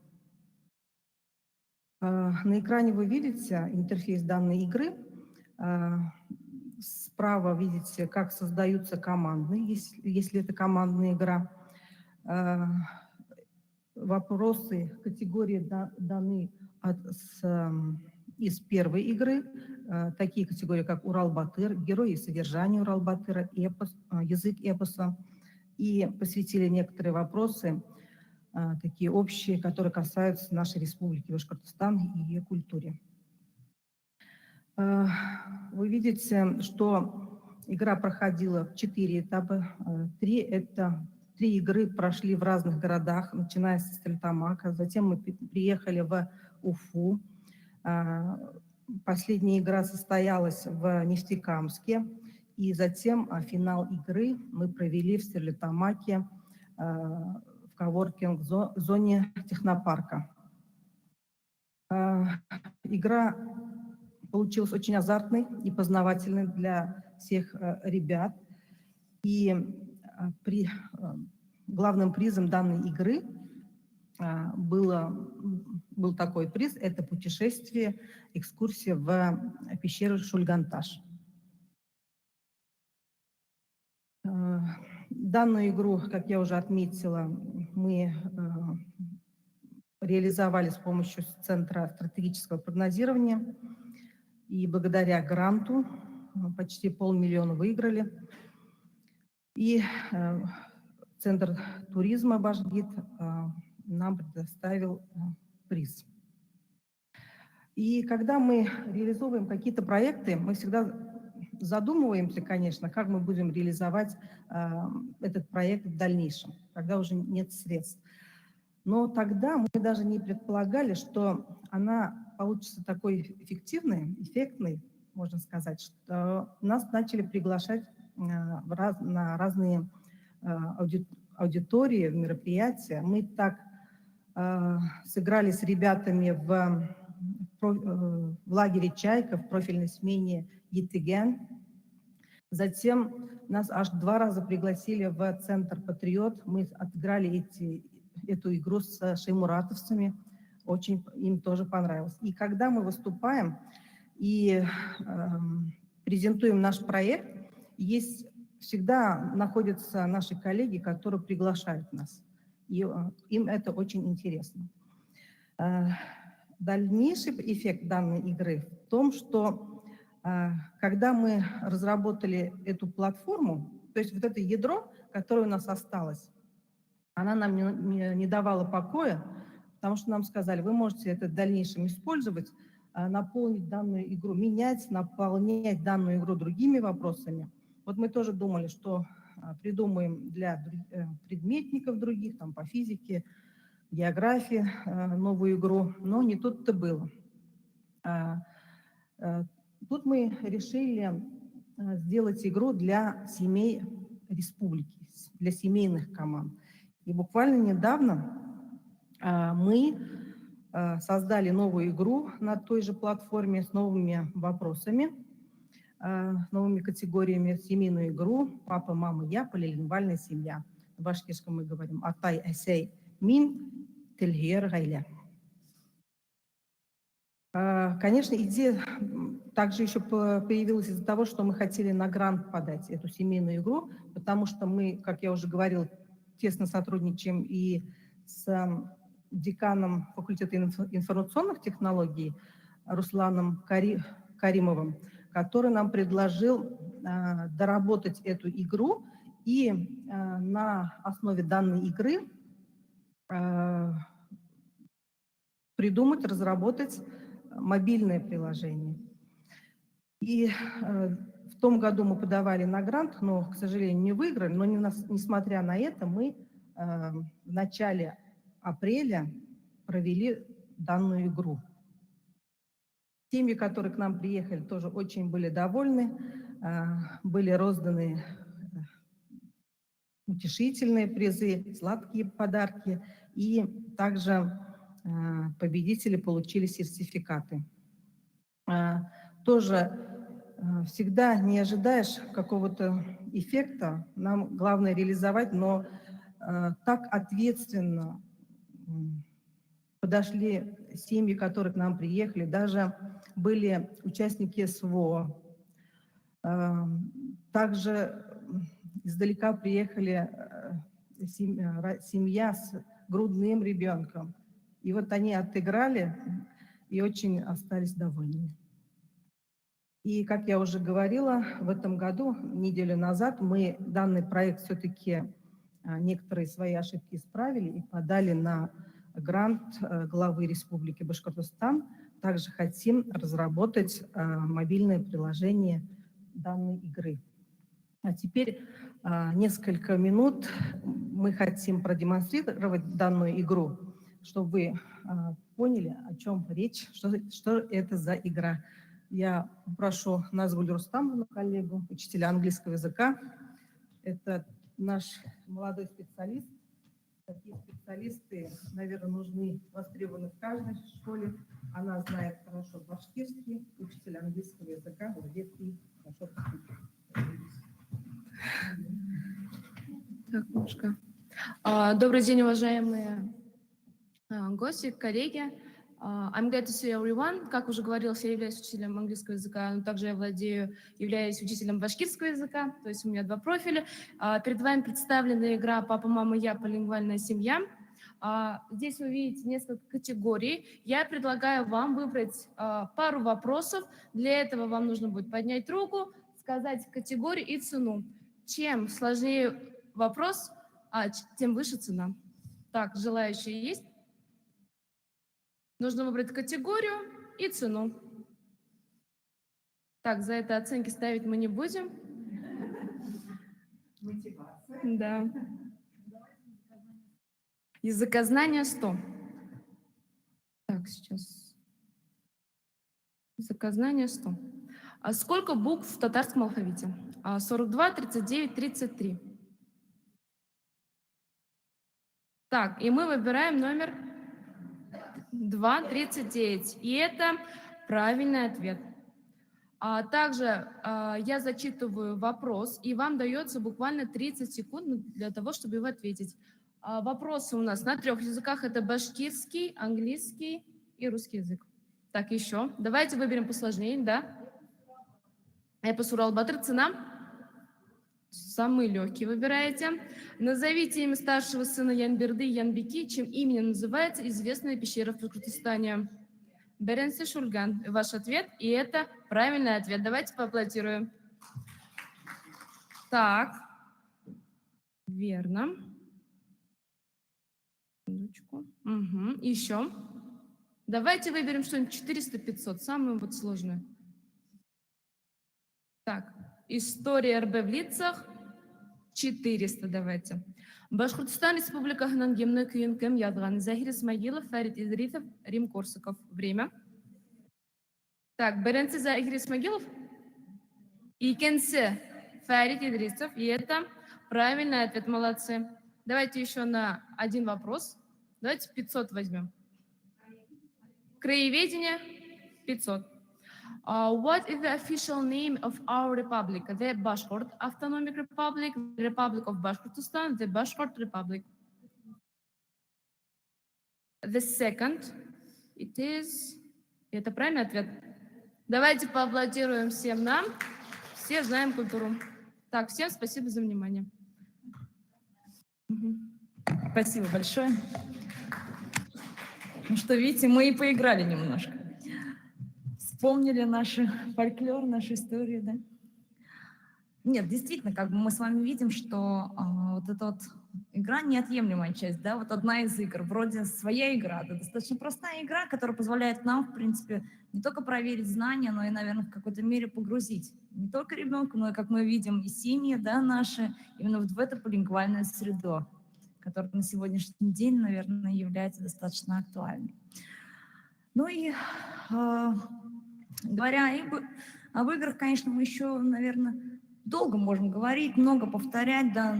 Мы прекрасно с вами понимаем, что на сегодняшний день вот те методические рекомендации, которые уже были представлены Елизаветой Александровной, да, те, которые были разработаны коллегами у нас из Якутии, из нашего университета, да, и не только, я вам скажу, потому что это действительно тот обширный материал, который охватил достаточно большой пласт знаний, да, пласт именно тех наработок, которые на сегодняшний день есть.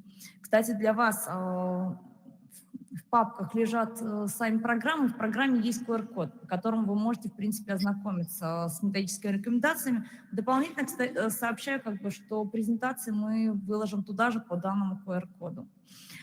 Ну и возвращаясь именно к методическим рекомендациям, мы знаем, что одним из там ключевых вопросов этих методических рекомендаций является анализ именно учебных планов, то есть различных учебных планов. На сегодняшний день вообще полингвальные школы существует около 10 регионов России.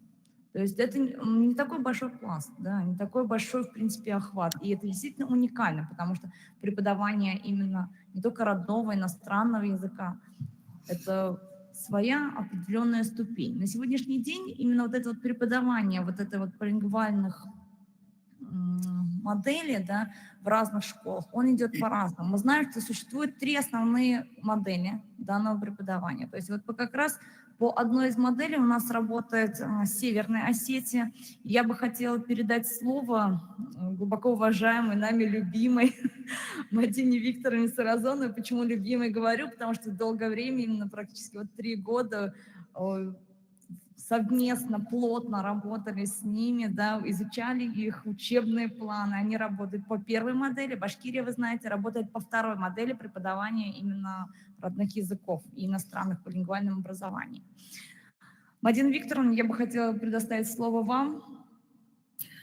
Добрый день, уважаемые коллеги. Очень рада присутствовать сегодня на мероприятии.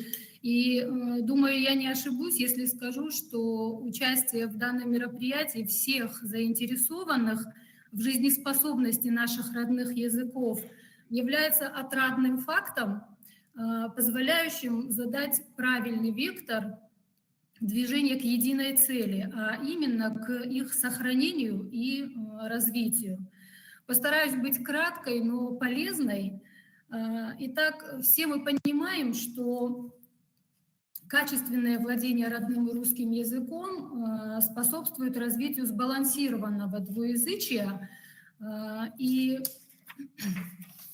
это очень важно в условиях единого образовательного пространства Российской Федерации. Но есть немало факторов, влияющих не только на систему обучения родному языку в образовательных организациях, но и на мотивацию и качество изучения родного языка. В анализе, проведенном Башкирским университетом и Институтом стратегии развития образования, справедливо отмечено, что к изменению языковой ситуации и ухудшению качества использования родного языка в коммуникативном пространстве приводят в том числе и стихийный выбор учебных планов, а также, возможно, неверно организованное предметное содержание обучения. Я бы сегодня хотела подробнее остановиться на учебном плане, по которому работает государственное бюджетное общеобразовательное учреждение школа-интернат «Аланская гимназия». Но прежде небольшая справка о школе. Я хотела бы, чтобы все присутствующие так немножечко заглянули в изнанку и понимали, что Аланская гимназия – это школа, которая работает, существует всего 7-й год. И начиналась школа с 2 классов, по 20 человек учеников в каждом из них. Сегодня нас уже 314 обучающихся, и первый наш набор уже возраста 7 класса. Так вот, я бы хотела небольшую такую справку, что вот школа лицензирована в 2 видах деятельности. Это образовательное и дополнительное образование детей и взрослых. Как я уже сказала, в школе на сегодняшний день 314 обучающихся и функционирует 16 классов. Наполняемость в каждом классе составляет 20 человек. Школа работает в режиме полного дня с 8 до 6 с предоставлением услуг интерната для детей из отдаленных районов республики. Практически все районы республики у нас в школе представлены. И это является предметом, наверное, особой гордости. В школе реализуется полилингвальная модель поликультурного образования, и мы условно называем это первой моделью, то есть линейка родной язык, русский язык, иностранный. И в этом свете я хотела бы уже немножечко подробнее остановиться на учебном плане. И начнем, наверное, мы с начальной школы. Здесь из возможного выбора федеральных учебных планов наш выбор остановился на 5-м варианте. И я хотела бы немножечко об сложных участках этого плана и формировании его сказать. Возможно, этот опыт будет кому-то полезен. На слайде представлена сетка учебного плана начальной школы, и вы видите, что 1-е и 2-е классы – это параллели, которые работают уже по новым стандартам. И здесь цветом выделены те предметные области и предметы, которые в начальной школе преподаются на осетинском языке. То есть с 1 класса интенсив языковой, это как раз-таки 1-й, 2-й. В 3-м и 4-м классе идет уже преподавание на 2 языках, русском и осетинском, причем процент ввода русского языка, преподавания на русском языке увеличивается к 4 классу. И я думаю, что здесь четко видно, что большинство предметов начальной школы, они преподаются именно на осетинском языке. Но узким местом при формировании учебного плана для нас стало то обстоятельство, что новый стандарт, скажем, во втором классе предполагает 6-дневную учебную неделю в том варианте часов для родного языка, который мы хотели бы выбрать. И если кто-то знаком с работой с учебными планами вот, очень плотно, он понимает, что первый класс дает возможность работать в 5-дневке. Второй класс требовал у нас выхода в 6-дневную рабочую неделю, а 3-й и 4-й классы, которые еще не перешли на новый стандарт, они тоже работают в 5-дневке. Если принимать во внимание тот факт, что очень много детей к нам привозят из районов республики, то для нас только параллель 2 класса выводить в 6-дневку, это было очень сложным моментом, и родительская общественность достаточно тяжело этот факт принимала, и здесь мы вынуждены были принять решение все-таки оставить 2 класс в 5-дневке, и если вы обратите внимание, 2 часа родного языка во 2 классе нами выставлено здесь, хотя в федеральном учебном плане расчасовка 3:1. Но этот час родного языка мы можем реализовать во второй половине дня. Простите. Во второй половине дня, так как дополнительное образование у нас очень глубоко интегрировано с основным, и литературная студия, которая функционирует во второй половине дня и в 1 классе, и во 2 классе, она дает возможность реализовать программу в полном объеме. Поэтому этот выбор для нас был не критичным. Ну, все мы вынуждены принимать решения в интересах и детей, и с учетом мнения родителей. Поэтому вот наш выбор был такой. Пока сегодня у нас вся начальная школа работает в 5-дневной рабочей неделе. И здесь часть, формируемая участниками образовательного процесса, вот при 5-дневной неделе, вы видите, что компонент школьный мы добавили еще и в предмет русский язык. Это в 3-м и в 4 классе. Теперь я бы хотела подробнее остановиться на учебном плане средней школы. И здесь тоже выбран 5-й вариант. Естественно, здесь 6-дневная учебная неделя. И хочу обратить внимание, что и в средней школе вот линейка предметов, она сохраняется в преподавании на осетинском языке, изучение этих предметов на осетинском. Ну, сам осетинский язык и литература, понятно, музыка, изобразительное искусство, физкультура, эти предметы остаются и преподаются на родном языке.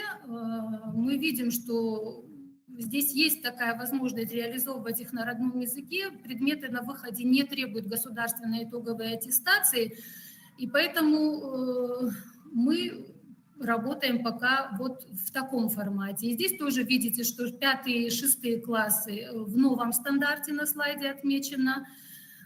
И часть, формируемая участниками образовательного процесса, хочу обратить внимание, что в каждой из параллелей компонент добавлен в осетинскую литературу. То есть, в общем, получается 2 часа языка и 2 часа литературы. Также в 7 классе 1 час из школьного компонента добавлен в предмет русский язык.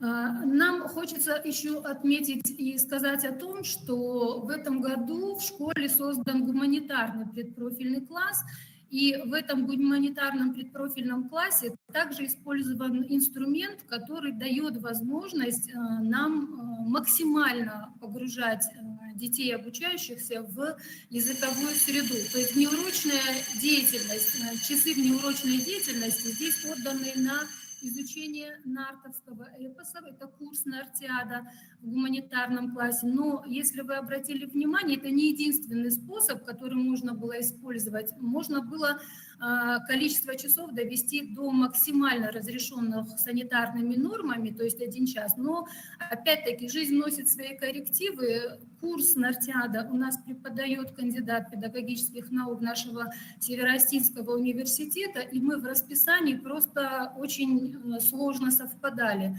Но чтобы читал курс именно такой специалист, это было очень важно для нас, поэтому этот час мы перенесли во вторую часть рабочего дня, и за счет внеурочной деятельности реализуем его тоже.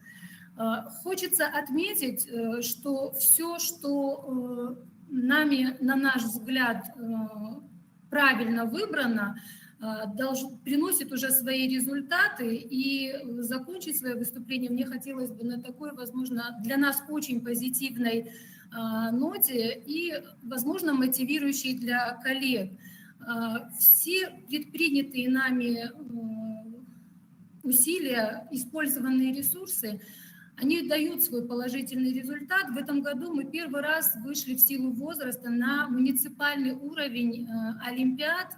И в олимпиаде по родному языку и родной литературе 6 ребят, которые приняли наше участие, 5 вернулись призерами и победителями. Причем процент решения заданий у победителей 92%. Я думаю, что для молодой школы это достаточно неплохой результат. И очень хочется, чтобы все единомышленники, которые сегодня находятся на этом мероприятии, также с надеждой, с позитивом, не жалея своих сил, выбирали и максимально использовали все те ресурсы, которые приносят благо нашим родным языкам. Спасибо большое. Спасибо большое, Мадина Викторовна. Действительно, мы с вами видим, то есть вот это вот, называемая первая модель, да, полилингвального образования в поликультурном пространстве. Но все мы знаем, что Республика Башкортостан, да, мы не раз отмечали, работает по второй модели. Это когда у нас основной превалирующий русский язык, да, на него накладывается родной язык и накладывается дальше иностранный язык.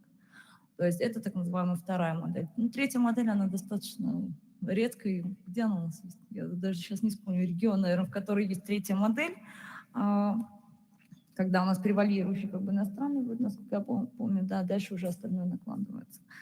Но действительно, вот это преподавание, да, и мы раньше с вами помним, еще, наверное, по истории Республики Башкортостан, образования именно Республики Башкортостан, когда у нас были школы, действительно, в которых была первая модель именно преподавания, когда полностью вся школа была практически на башкирском языке, были учебники математики и так далее. Вот я помню, даже сама, когда училась, это 2005 года, да, когда, в принципе, было это 95-2003 года, когда первая модель, она достаточно активно, в принципе, транслировалась, тиражировалась на территории республики.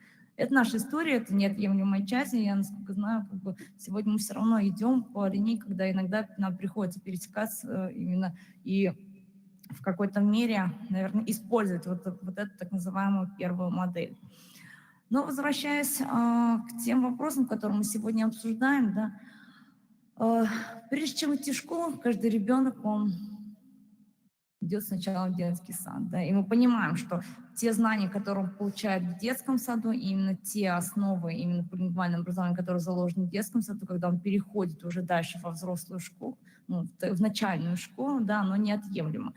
Я знаю, что в Осетии достаточно широко именно используют так называемый подготовительный класс, да, когда именно перехода с садика дальше уже в школу. И вот эти подготовительные классы, оно все равно, если мы не будем обращать на них внимание, это ничего не даст. Мы понимаем, что ребенка, вырвав, например, с русского класса, мы посадим в класс именно лингвальный, ему будет в какой-то мере, наверное, тяжело, потому что не всегда именно знание в той или иной мере родного языка будет для него наверное, приемлемо, да, допустимо, потому что мы практически ломаем его в какой-то мере, ломаем его сознание, потому что ребенок, хотя мы говорим с вами, что ребенок 6-7 лет, он достаточно гибкий, да, он достаточно, в принципе, хорошо адаптируем, и чаще всего, даже переезжая, наверное, в другие страны, мы понимаем, что ребенок все равно адаптируется, но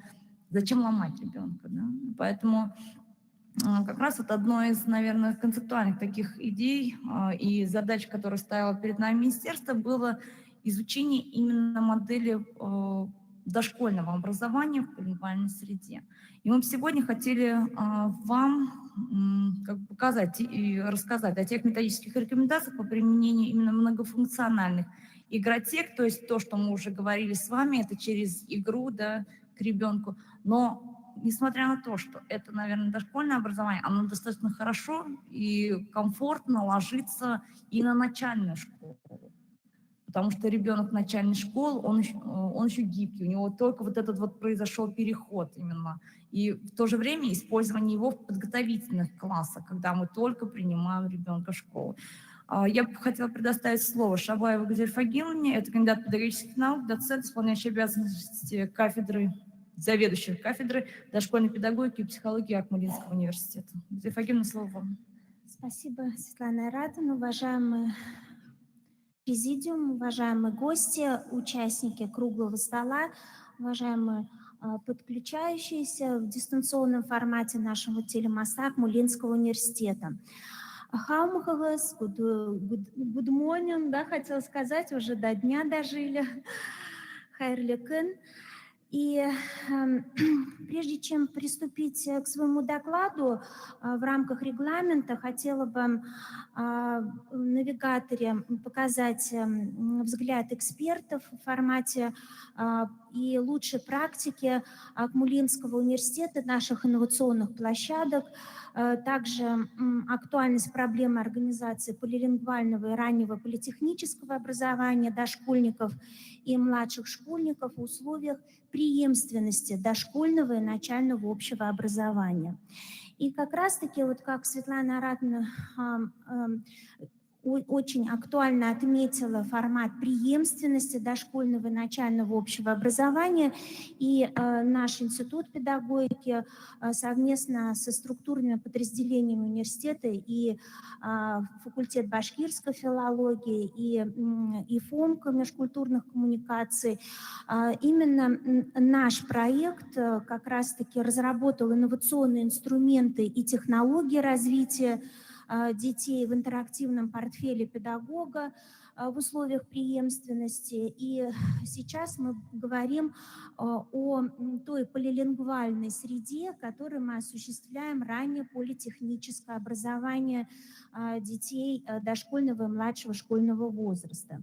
И кратко я обозначу те проекты, проект в лицах, проект в цифрах и результаты исследований, которые мы в научном проекте, о котором говорил Слава Талгатович и Светлана Айратовна, на протяжении вот этих лет мы работали и продолжаем работать.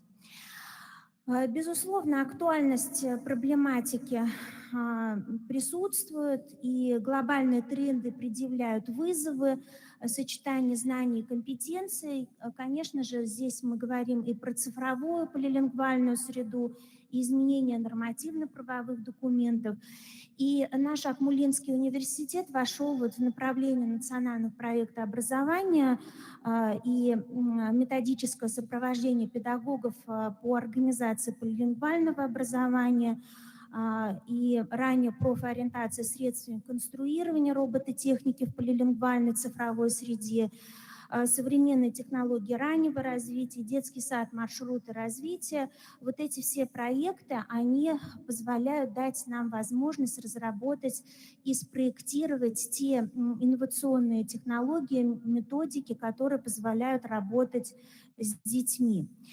На базе нашего Акмолинского университета у нас здесь, конечно же, Центр развития компетенций, присутствуют и те базовые образовательные организации, инновационные площадки нашей кафедры дошкольной педагогики и психологии и наши мастерские, которые позволяют выявить профессиональные дефициты, составить индивидуальные образовательные маршруты. И здесь вы видите, мы с Ириной Геннадьевной Брониловой, с директором Института педагогики, совместно с коллегами и факультета психологии, Центр психолого-педагогической консультационной помощи, Исследуем осознанное родительство в рамках родительского просвещения, в том числе в полилингвальной среде. И детский сад начальной школы Акмулинские соты, Акмулинская академия развития детей и семейного образования, все наши разработки проходят апробацию. И, конечно же, это и в технопарке, и Центр развития компетенций педагог дошкольного образования. И наши педагоги выигрывают гранты, конкурсы педагогов дошкольной образовательной организации и других конкурсов, которые мы гордимся. Также в профессионалитет открыт у нас профессионалитет по направлению педагогика, где осуществляется также подготовка педагогов в полилингвальной среде. Разработан такой кабинет для дошкольного и начального общего образования. Если говорить про мультикультурное направление наших разработок, методических приоритетов полилингвального образования в детском саду, в рамках регламента времени я не буду останавливаться на структуре обучения и воспитания. Вы видите на слайдах, мы взаимодействуем в формате дополнительного образования, и это и взаимодействие с родительским сообществом, проектную деятельность, различные разработки интерактивных игр Smart Notebook в условиях преемственности. На слайде вы видите то инновационное интерактивное оборудование, созданное у нас в Акмулинском университете в учебном корпусе. Это и интерактивный планетарий, и шахматы, кубики Галанова, о которых я буду сегодня вам презентовать. Это интерактивные песочницы, глобусы и так далее. И как раз-таки нами было разработано в рамках научного проекта по полилингвальному образованию авторское мобильное приложение диагностического инструментария уровня речевого развития, которым мы базируемся на методологии Валентины Ивановны Яшиной и Оксаны Семеновны Ушаковой по речевому развитию. И в основу русского языка дошкольников непосредственно мы разработали мобильное приложение для определения коэффициента речевого развития. И как раз-таки это тоже является одним из инструментов, позволяющих интерфейс мобильного приложения вы видите на слайдах. Содействие занятости населения, курсы повышения квалификации. Здесь вы видите, это и Гагаберидзе, Зодова, Парамонова и другие ученые Российской Федерации, с которыми мы взаимодействуем. И на конференциях мы докладываем результаты наших исследований. Это наша команда, эксперты сетевого полилингвального комьюнити, вот под руководством Сагитова Салавата Талгатовича, Светланы Аратовны Гореевой. И нашей команды как раз-таки разрабатываются и представляются методические рекомендации. И вот как раз-таки проект в цифрах и в лицах, статистика проекта, вы видите, нами обследована. Ну вот я отвечаю за дошкольное отделение, поэтому представлены именно результаты по педагогическому мониторингу речевого развития в полилингвальной среде. И, конечно же, это наши проекты совместные со структурными подразделениями показывают в процентном соотношении рост знаний и представлений, в том числе на родном башкирском языке, на уровне дошкольного начального общего образования.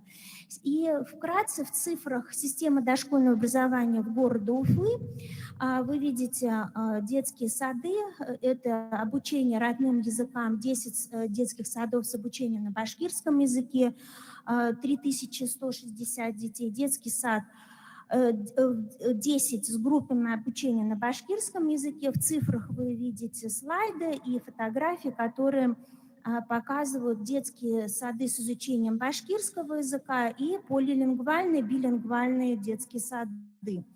И здесь на примере 264-го детского сада Зили Мансуровны Чиняевой и инновационной площадке мы как раз-таки говорим про раннюю профориентацию в условиях полилингвальной среды.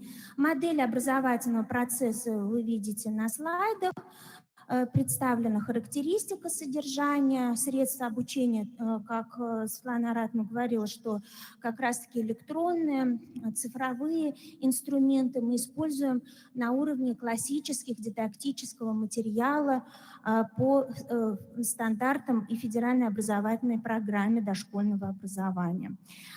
Безусловно, это кадры и взаимодействие с лицеями, со школами в рамках преемственности.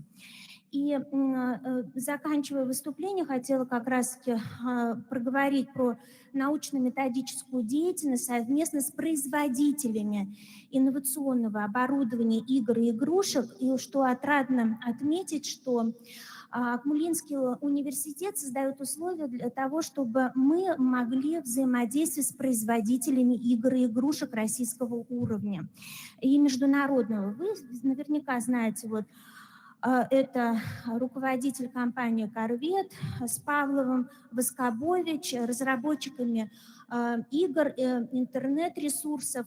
Мы со всеми с ними сейчас заключаем договора. Дмитрий Шубин, «Сиреневая мультстудия». И как раз-таки для того, чтобы они включали этнокультурный компонент в эти разработки.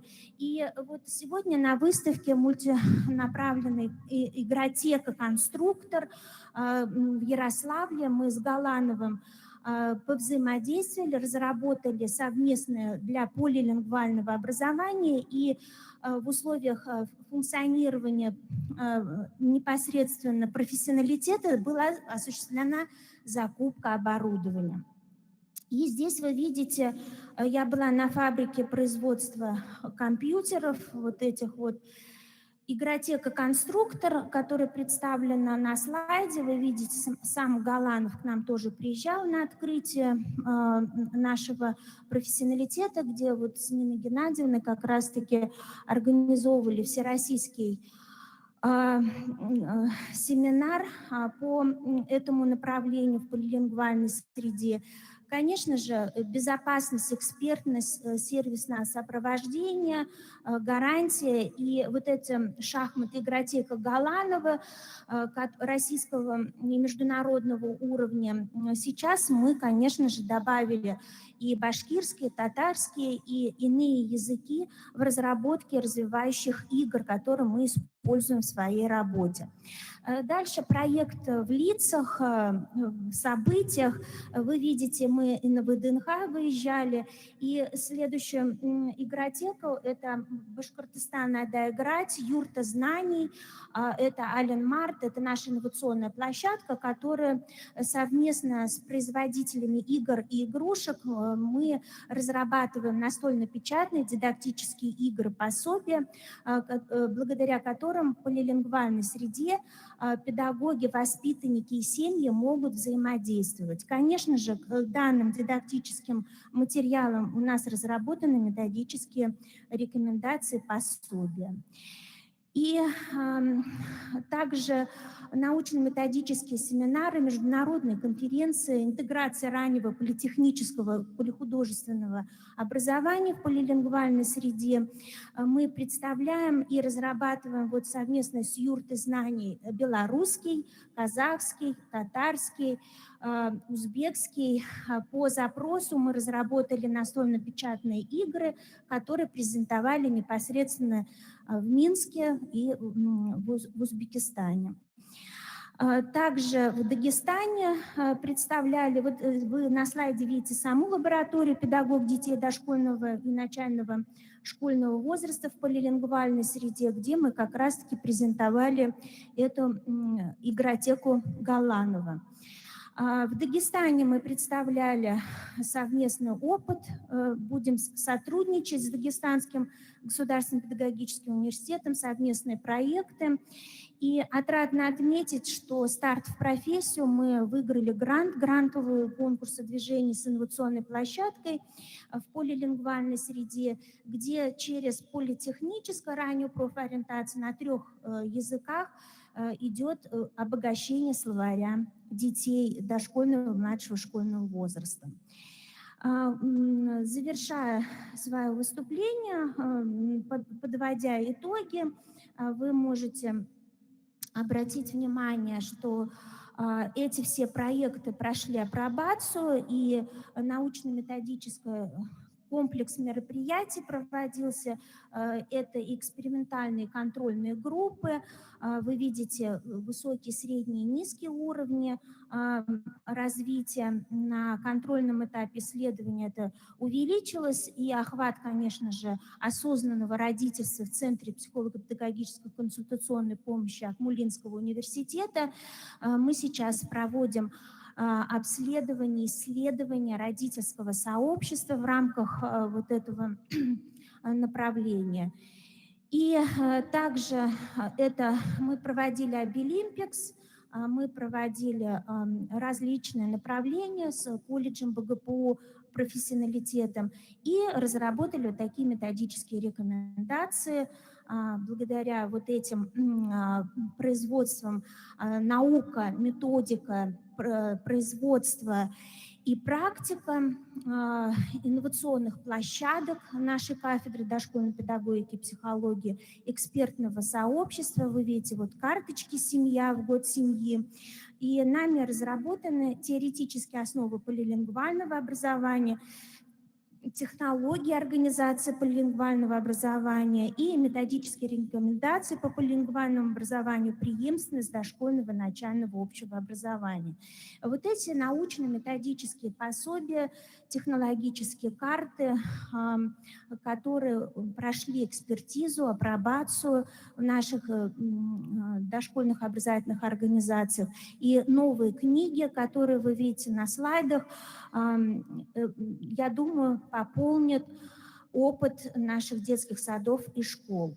Как раз-таки у нас функционирует экспертный совет Института педагогики по дошкольному, начальному, инклюзивному образованию. Главный эксперт, председатель экспертного совета Ирина Геннадьевна, и мы участники. И, уважаемые коллеги, благодарю за внимание, за возможность выступить и доложить опыт работы Акмулинского университета. Спасибо. Да, спасибо большое, Гузель Фагимовна. Действительно, работок очень много, хочется все рассказать, все показать, но мы понимаем, что тот регламент, который у нас есть по выступлению, это достаточно тяжело. Но действительно, коллеги, вот, я думаю, уже завершая сегодняшний круглый стол, я надеюсь, что вы для себя все-таки почерпнули какие-то определенные новые знания, новые веяния, да, новые разработки, которые можно использовать у себя прежде всего. Ну и, конечно же, основной сегодняшней нашей задачей было именно тиражирование практик и тиражирование вот этого методического рекомендаций по преподаванию родного языка, который включает в себя практически вот все материалы. Я думаю, коллеги, докладчики не будут против, если мы раздадим презентации. Хорошо, тогда вот по той ссылке, которая у вас есть в программах, вы сможете, в принципе, скачать их презентации, да, где есть конкретные ссылки, есть какие-то уже наработки, да, более подробно. Ну и я еще раз благодарю вас, что нашли время прийти на наш круглый стол. Во-первых, поучаствовать в этом достаточно значимом на сегодняшний день мероприятии. Всем здоровья, всех благ, здоровья вашим близким. Спасибо.